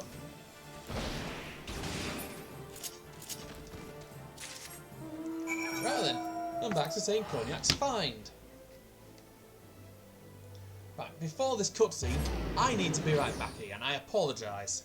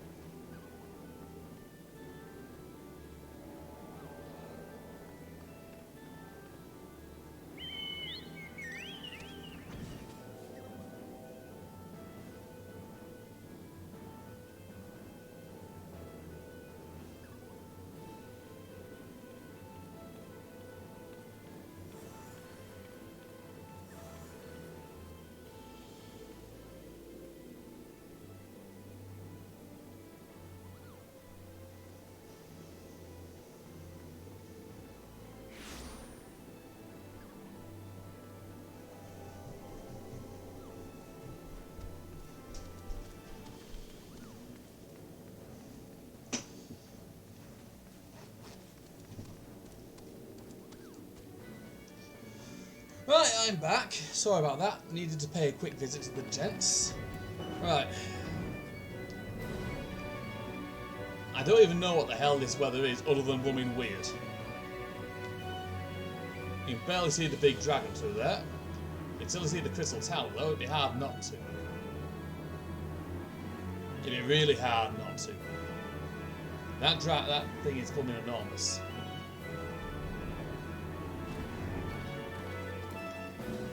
Right, back to Rambrose. Tello, it's good to see you. Tell me, were you able to obtain the remaining crystals from the Beastmen? Here you go. Wonderful. With all 4 crystals in hand, we are now ready to proceed to the next stage of our preparations. I hope I did not give the impression that we will be embarking on our journey to the Crystal Tower just yet. Alas, there is another step which must be completed ere we come to that. While the crystals you acquired are indeed flawless, they were little use to us in present form. If they are to reflect the elements of the Fort Tower defenders, they must needs be cut and polished, a process that requires for a very particular set of materials. Procuring them will be a challenge in itself, I fear. Needless to say, we'll be requiring your services once again. Right then. If the flawless crystals you procured for us are to retain their elemental purity during the shaping process, a very specific set of abrasive substances will be required. I say substances, but one just sort of, I might call them substance namely ether sand, which has 4 elementally expected varieties.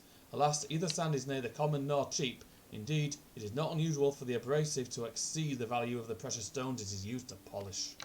Given the rarity of the materials in question, the Goldsmiths Guild in Uldar seemed the likeliest place to purchase the quantity we require. When I contacted the Guildmaster, however, I was informed that no ether sand was currently available.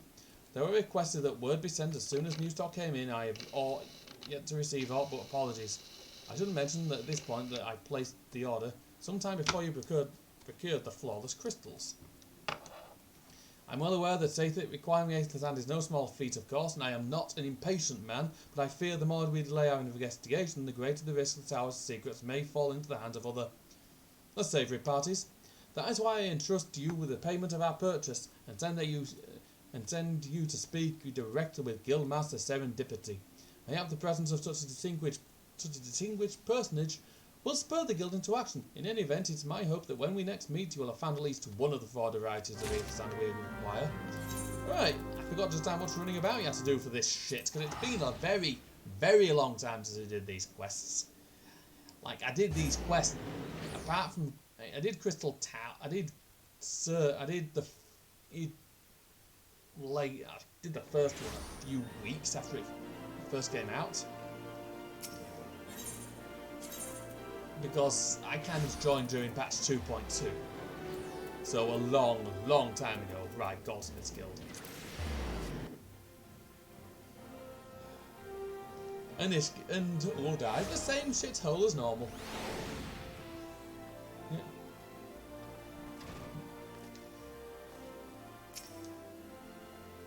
Oh, Master Destro, welcome, welcome. What brings you here, may I ask? Yeah, I got this. Something to do with ether sand. You're on behalf of the Sons of Sage Cognac. What fortunate timing. I was just about to contact Master Ambrose with the news we finally managed to acquire a quantity of fire-respected ether sand. I'm afraid it may be some time before we can supply the other 3 varieties, but you are welcome to settle account for these we have now. Pray speak with Jemima over the... I do beg your pardon, it seems she's assisting another customer. Oh, come on now, there must be something you can do. Wow, without that said, I apologise for your plight, sir, but as I explained to the ether in question, it's already spoken for. If you'd like to reserve the next shipment, they'd be happy to accept the funds you've offered as partial payment. Oh, partial? Are you saying it's not enough? I'm already stretching our research budget as it is. I suppose a man can do without a midday meal for a year or 2. What do you have to, man? Say hello, it's been too long. What brings you here, then? Got your eye on something expensive, have you? I need the ether sand, mate, me love. Here's the gill. Well now, that is quite a money pound. It's how to make so many gill clinking together. Strangely satisfying, is it not? Calming and invigorating at the same time. Oh no. Oh, you're here for the blooming ether sand, aren't you? Yeah, afraid so. Working with Sons of St. Cognac for it. Oh, I can't deny that the elegant civilization is a subject worth researching. The chief said he were looking into something big, but we've never thought to ask him what. Wedge and I have been too busy tinkering with a new airship design to think of much else. Well, I say tinkering. Wrestling would be more like it. Still, after much wringing of hands and gnashing of teeth, we've managed to put together a prototype crystal-powered propulsion system. We got the idea for it when you heard how you lot used a corrupted ether crystal on board the Enterprise, as a matter of fact. Anyway, to cut a long story short, our design calls for all 4 varieties of ether sand. And that's why I can't just relinquish my claim on this batch here, even for you, lad. How are we meant to usher in a brave new age of technological innovation if not for technologically innovating, eh? And while I hesitate to interrupt such an impassioned speech, duty compels me to point out this gentleman is a representative of the organisation that reserved the ether sand in question, not to mention nothing of the fact that his purse is considerably larger than yours. Oh, it's like that, is it?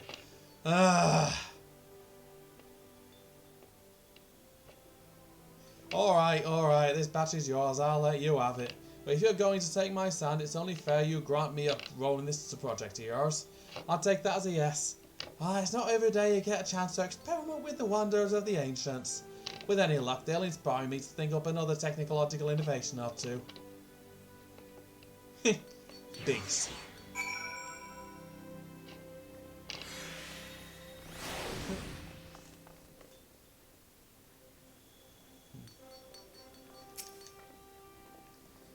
Now then, from what you've told me, I'm guessing you'll be needing the other three varieties of elementally expected ether sand as well, right?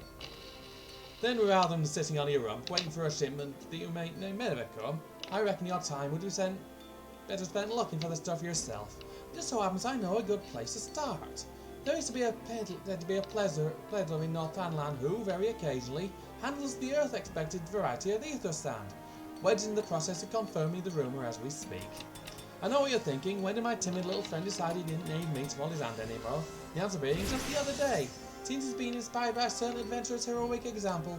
I thought he were joking when he volunteered to go to Thanel without me. Joke managed to stay out of trouble. Head out to Blue Fog and you should find him poking around with his new bodyguard. Oh, did I not mention here? Wedge thought it might be wise to hire an adventurer to accompany him, just in case heroic example turned out to be less inspiring than he first thought. Alright then, off to Northern Thaneland. The Blue Fog. I apologise. See, this questline does require a bit of running around, I'm afraid. Most questlines do. Yeah, experienced adventurer, someone who's been put on their arse. Oh yeah. Save your greetings. If you're looking for high blade, then you'll have to look elsewhere. After they are, the only company I crave is the squat silent type, the type that has a handle and holds no less than 8 pints of ale. You would hear my tale. I warn you, it's no serving epic, but as you asked, my employer, a Lalafellan lad, wished to pay a visit to a peddler who deals in some matter of special sand. Forget what it's called, but it's apparently worth a small fortune. Anyway, when we arrived, the man claimed to have his stock stolen by bandits. Determined not to return empty-handed, we kept into the bandits' stronghold to set about locating the stolen goods. Long story short, alarms were raised, rogues were awoken, and we fled in blind panic. I was separated from my employer in the confusion. I've not seen him since. Oh, friend of yours, is he? Then you'd best be prepared for the worst. It is just possible that the Sorsod may yet be lost in the old Amagina Mithril mine, but I fear the bandits will have caught up with him by now. Right then, I'd best go and help Wedge out.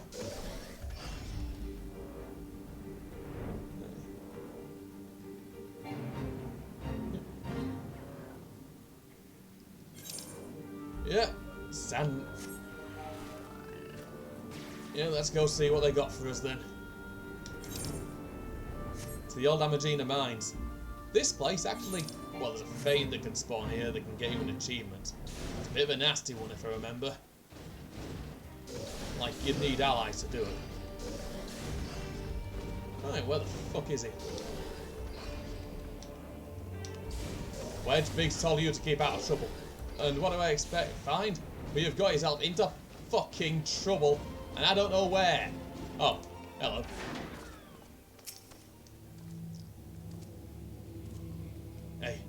Hey, Wedge. It's me. How can I be so stupid to sneak into a bandit's lair? It's just not the sort of thing I do. Now I'm going to die for it. No, I just need to calm down. I can do this. I can be brave. I'm going to stand up. I'm going to walk out of here. Here we go.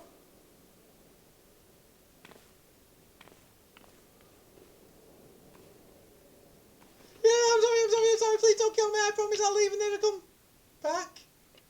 Hello. Taylor, is it really you? But how did you find me? Can you smell fear? Actually, ignore that smell. I expect you're wondering why I'm here. While I was just in the process of retrieving some stolen ether sand which Biggs and I needed for our research as it happens, it was that I concede. Perhaps it's just foolish and very nearly fatal, but I did succeed in stashing the stuff before my bodyguard ran away and several dozen bandits came piling after me with knives and axes.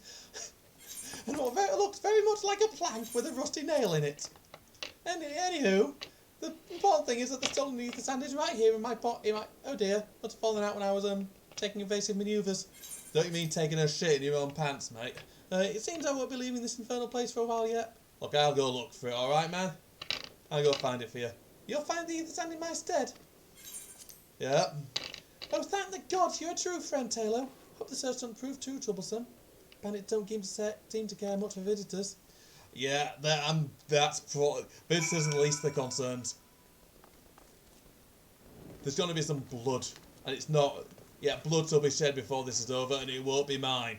Right, where is it? The earth cradle ether sand. There we go.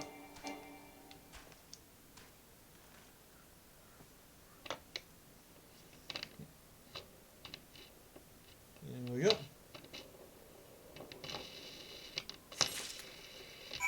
There we go.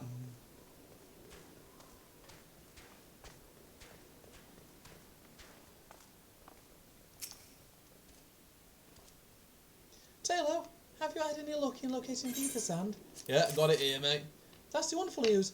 I must return to the workshop at once and tell Biggs the wonderful news. What's that? You also on a mission to collect the ether sand, and you're working with the chief. A treasure trove of elegant knowledge, you say? I see. You should really be the one to have this. Biggs and Wedge are far from exhausting all possible avenues of airship innovation, but it sounds as if your problem can't be solved by any other means. This expedition of yours sounds jolly interesting, I must say. I'm half inclined to join you. In fact, I think I will. Any adventure worth a thief's time must be worth a look. Right, I'm more than ready to leave this awful place behind, and you should return to Mordona with the ether sand before there are any more little mishaps. But ought to keep a close eye on your pockets, Taylor. Look, if anyone tries going in my pockets, they're getting a knife to the face. They're getting a spear to the head. And this'll be an ornament on this bloody thing. I don't like people stealing from my pockets. Especially not with a gill account as beefy as this.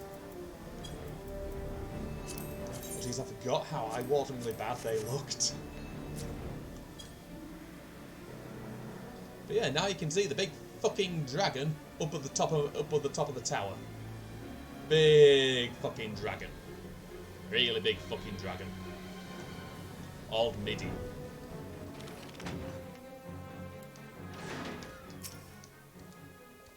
Ah, Taylor, you have returned. I take from your presence that you were successful in procuring us some ether sand. Tell me, which variety did you find? Here, some fire kiss and earth cradle. I'll find some more later. I see. 2 varieties. Well, that is 2 more than could reasonably be expected, and 2 less than I had hoped you would say. Forgive my flippancy, you have done well. If all goes to plan, we need no longer fear death by fire or earth. Master Garland, if you would be so kind as to prepare the relevant crystals. I shall set to work immediately. Truth be told, I've been looking forward to this. One does not encounter materials like this every day. Speaking of which, I know how the heavens hell did you find them? Mistake me not, old friend. I know only too well how capable you are, but ether sand isn't something you find gathering dust to the back of a merchant's rare gem cabinet. Yeah, it took a bit of doing. Tell you later. Quite help from Biggs and Wedge. Trust them to design a revolutionary new engine the moment I turn my back. How do genius men to rest on his laurels when his employees are so damnably inventive, eh? And now they're determined to join us, are they? Typical. My test, of course, it will be good to have them around. Still, as a matter of professional pride, let us endeavour to procure the 2 remaining varieties of ether sand before they arrive, shall we? Tell me, Rambrose, have we any information on where the water and wind aspected types might be hiding? Now, not as of yet, but I have made certain arrangements. We shall soon see if my efforts have borne fruit. Forgive me for observing, but you seem less than enthusiastic about that prospect. If there's a complication, I'd rather we discuss it now than risk jeopardising the expedition. May have an explanation in his order, but first let us savour the preliminary victory that Taylor has won for our cause, if only for a moment. Alright, that's 1 down, so time for the next quest. Again, I'm sorry, I'm wanting to meet Best Catboy, then I'll go eat. Yes, I must speak of the arrangements I have made to acquire the 2 remaining varieties of ether sand. Some days ago I asked a Australian acquaintance of mine to travel to Gidania and there gather the necessary materials. Since that time, however, I have heard never a whisper from him. To be frank, this lack of communication is not entirely uncharacteristic, but I cannot discount the possibility that something has befallen the man. Alas, we do not have time to investigate his fate. As I have mentioned before, the more we delay our expedition, the more likely it is that the Crystal Tower's secrets will fall into the wrong hands. Therefore, I would entrust you with the same mission I assigned my friend. Travel to the Black Shroud and seek out Pass Montre, the master of the gap markets in Gridania. If anyone knows where ether sand might be bought, it is he. Pass Montre. Oh, squish, squish. Another dragoon. With decent gear. Always good to see. Always good to see people well geared in my book.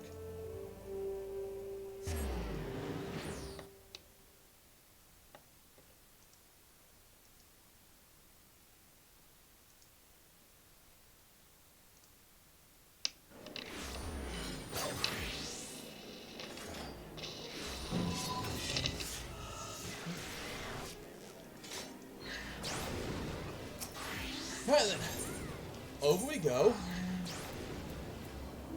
Nearest one's the Leather Workers Guild.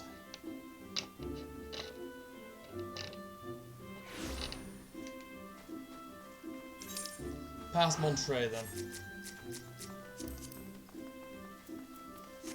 Yeah. Seriously, it has taken a while to actually meet Best Bloody Catboy. Yes, I'm sorry. Did you say you wish to purchase ether sand? My dear fellow, have you the faintest idea of the rarity of the material you seek? Why, I have not seen so much as a grain of ether sand in these markets for many a long year. I could tell you where one might mine the ore from which the water aspect of variety of the abrasive is derived, but only a desperate fool would be willing to set foot in the place. You seem undeterred.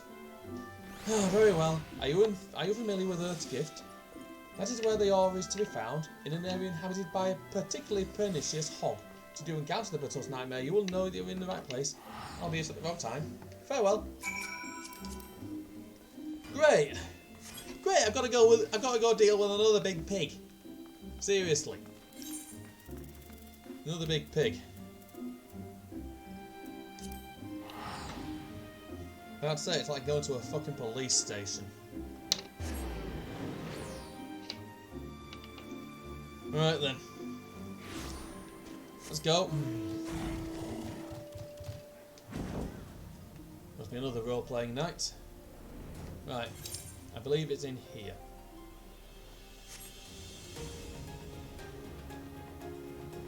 Ah. I thought we'd have to do the fate, but I think let's stop that bit. Look at that fate is very common. Oh! Okay! Okay, pig's dead. Forgot about this.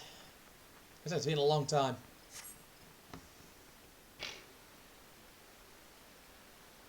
You're too late, adventurer, and not only for the entertainment. You'll find no trace of the ore, but recently hay near. Nay, not so much as a speck. Oh no, you'll never spy me from there. For the time being, at least, you will have to trust the evidence of your ears. Now stop squinting at the foliage and listen. As I told you, the water-blessed mineral you hoped to find is gone. Taken by me. Pictures made me magnanimous, however. Accordingly, I decided to share the location of an alternative source of ether sand with you. The wind touch variety, to be specific. I trust I have your attention. Good.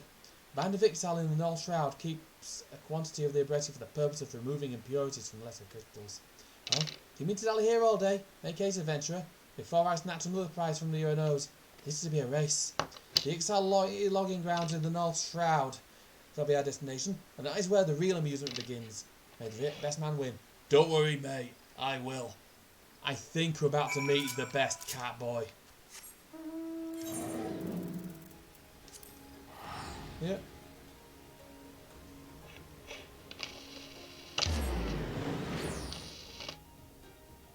There we go.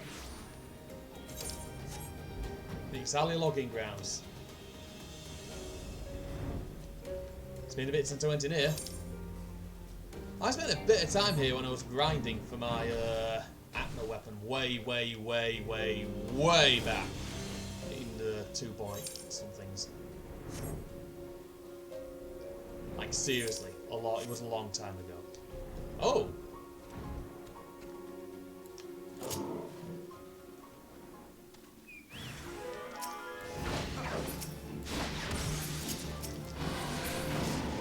Here we go. Well, I believe this wind-touched ether sand is mine. Nice try, disembodied voice, but you ain't having this thing.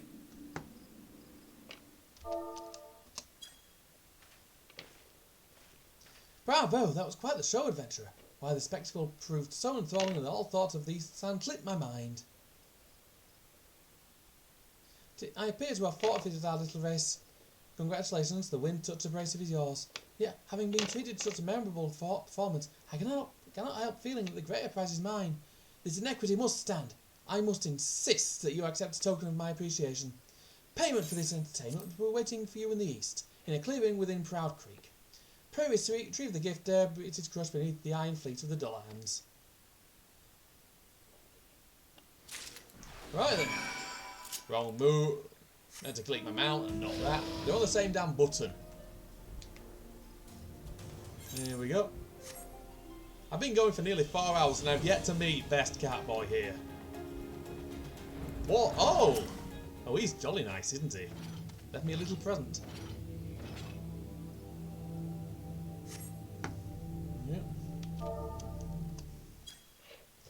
Not what you were expecting? I took the liberty of refining the off-Earth gift into ether sand. Do keep it safe, adventurer. Lest you accuse me of playing games, you should know that I thought of relinquishing my prize never once crossed my mind until I saw you in action. Such deeds must need to be rewarded. It is my vocation, you see, to record history as it is made by mortal men, and I much prefer to chronicle the accomplishments of the bold and the mighty. Thus it is my fervent wish that you continue your career with the same courage and zeal you have shown me today. We shall meet again soon, adventurer. Way sooner than you may imagine. Time to meet him. I think it's time to meet Best Catboy. When I'm done with this cutscene, when we meet him, it'll be time for me to go and get some food. But for now...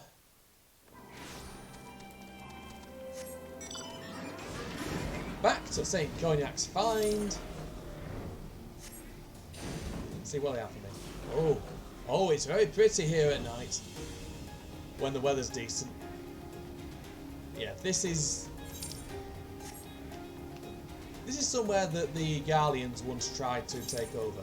And that big thing over there is in near the Silverseer Falls. Right then. To Ambrose. What news of your mission? Are we any closer to acquiring the remaining abrasives? You'll be pleased to know that, yeah, we've bought both. I shall have Master Garland begin work on the crystals immediately. Perfect. Right, I think it's time to meet him. There, that should do the trick.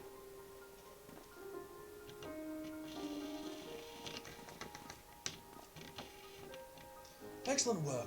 We now possess all 4 of the fans required to pierce the Crystal Tower defences. My compliments, Master Garland. Oh, it's a trifling matter, I assure you. Taylor here is the one you should be thanking. Anyway, by my reckoning, there's nothing stopping us of striding right up to the Alliance front door. You can't go without us. Oh, you can't go without us, Chief. Biggs, Wedge, come to lend a hand, have you? Well, it's not every day you get the chance to study the wonders of the Allagan Empire, is it? The technology makes the Garlemals look ancient.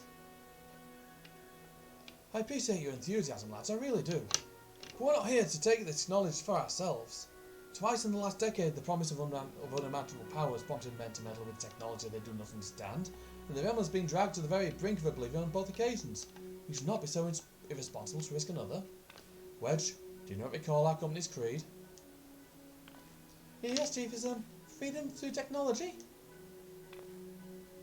Exactly, freedom. When we forsook our homeland, we swore that we would have no truck with machines that could be used to promote tyranny. That has not changed, so if you feel tempted to break your oath, remember this.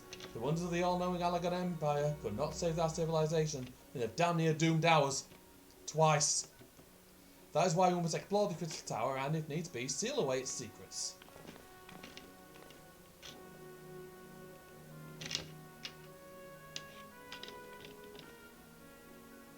A compelling viewpoint. It's the unyielding wills such as yours that define the cause of history. Oh yeah, there he is.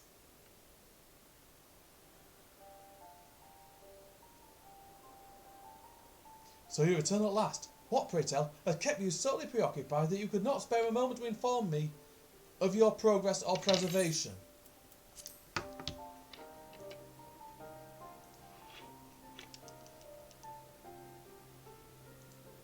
Just checking if everything's alright. Why, the task you assigned me, of course. Surely you have not forgotten about the ether sand? I tasked a passing adventurer with delivering it. A more capable courier I could not imagine.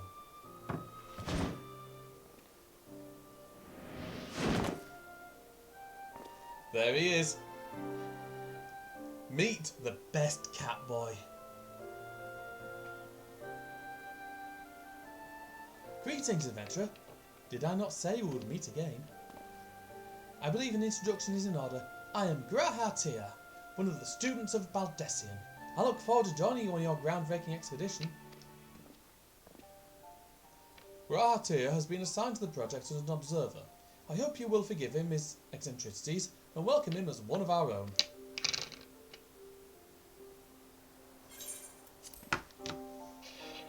Hang on a sec.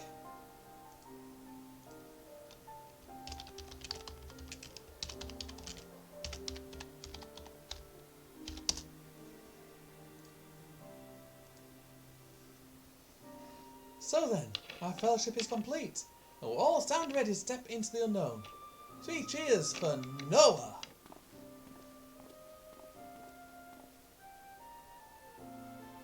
Noah? That is the name I have chosen for our little collective. Given our differing backgrounds, we cannot very well call ourselves the sons of Saint Cognac, can we? And we must have a memorable appellation if our venture is to leave its mark in the annals of history. I would claim that Noah stands for Nominated Observers of Artifacts Historical, and so it does, technically.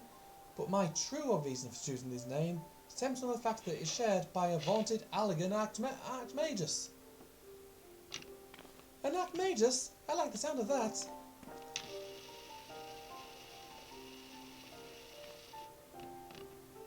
Very well. Now the pressing matter of what I call ourselves has been settled, it's time we set forth to brave the outer defence of the Crystal Tower. Is everyone ready to depart? Yeah. Ready!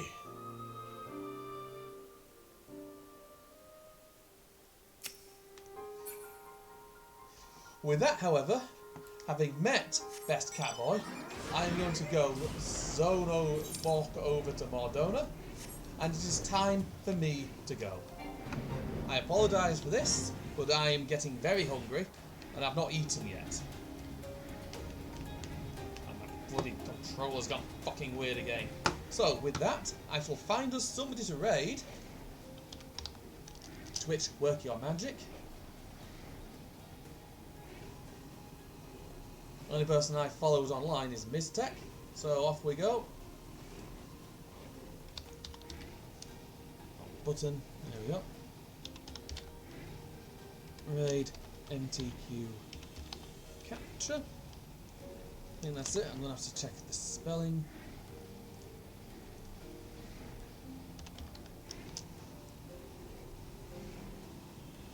Yeah, that's spelled correctly. MTQ capture.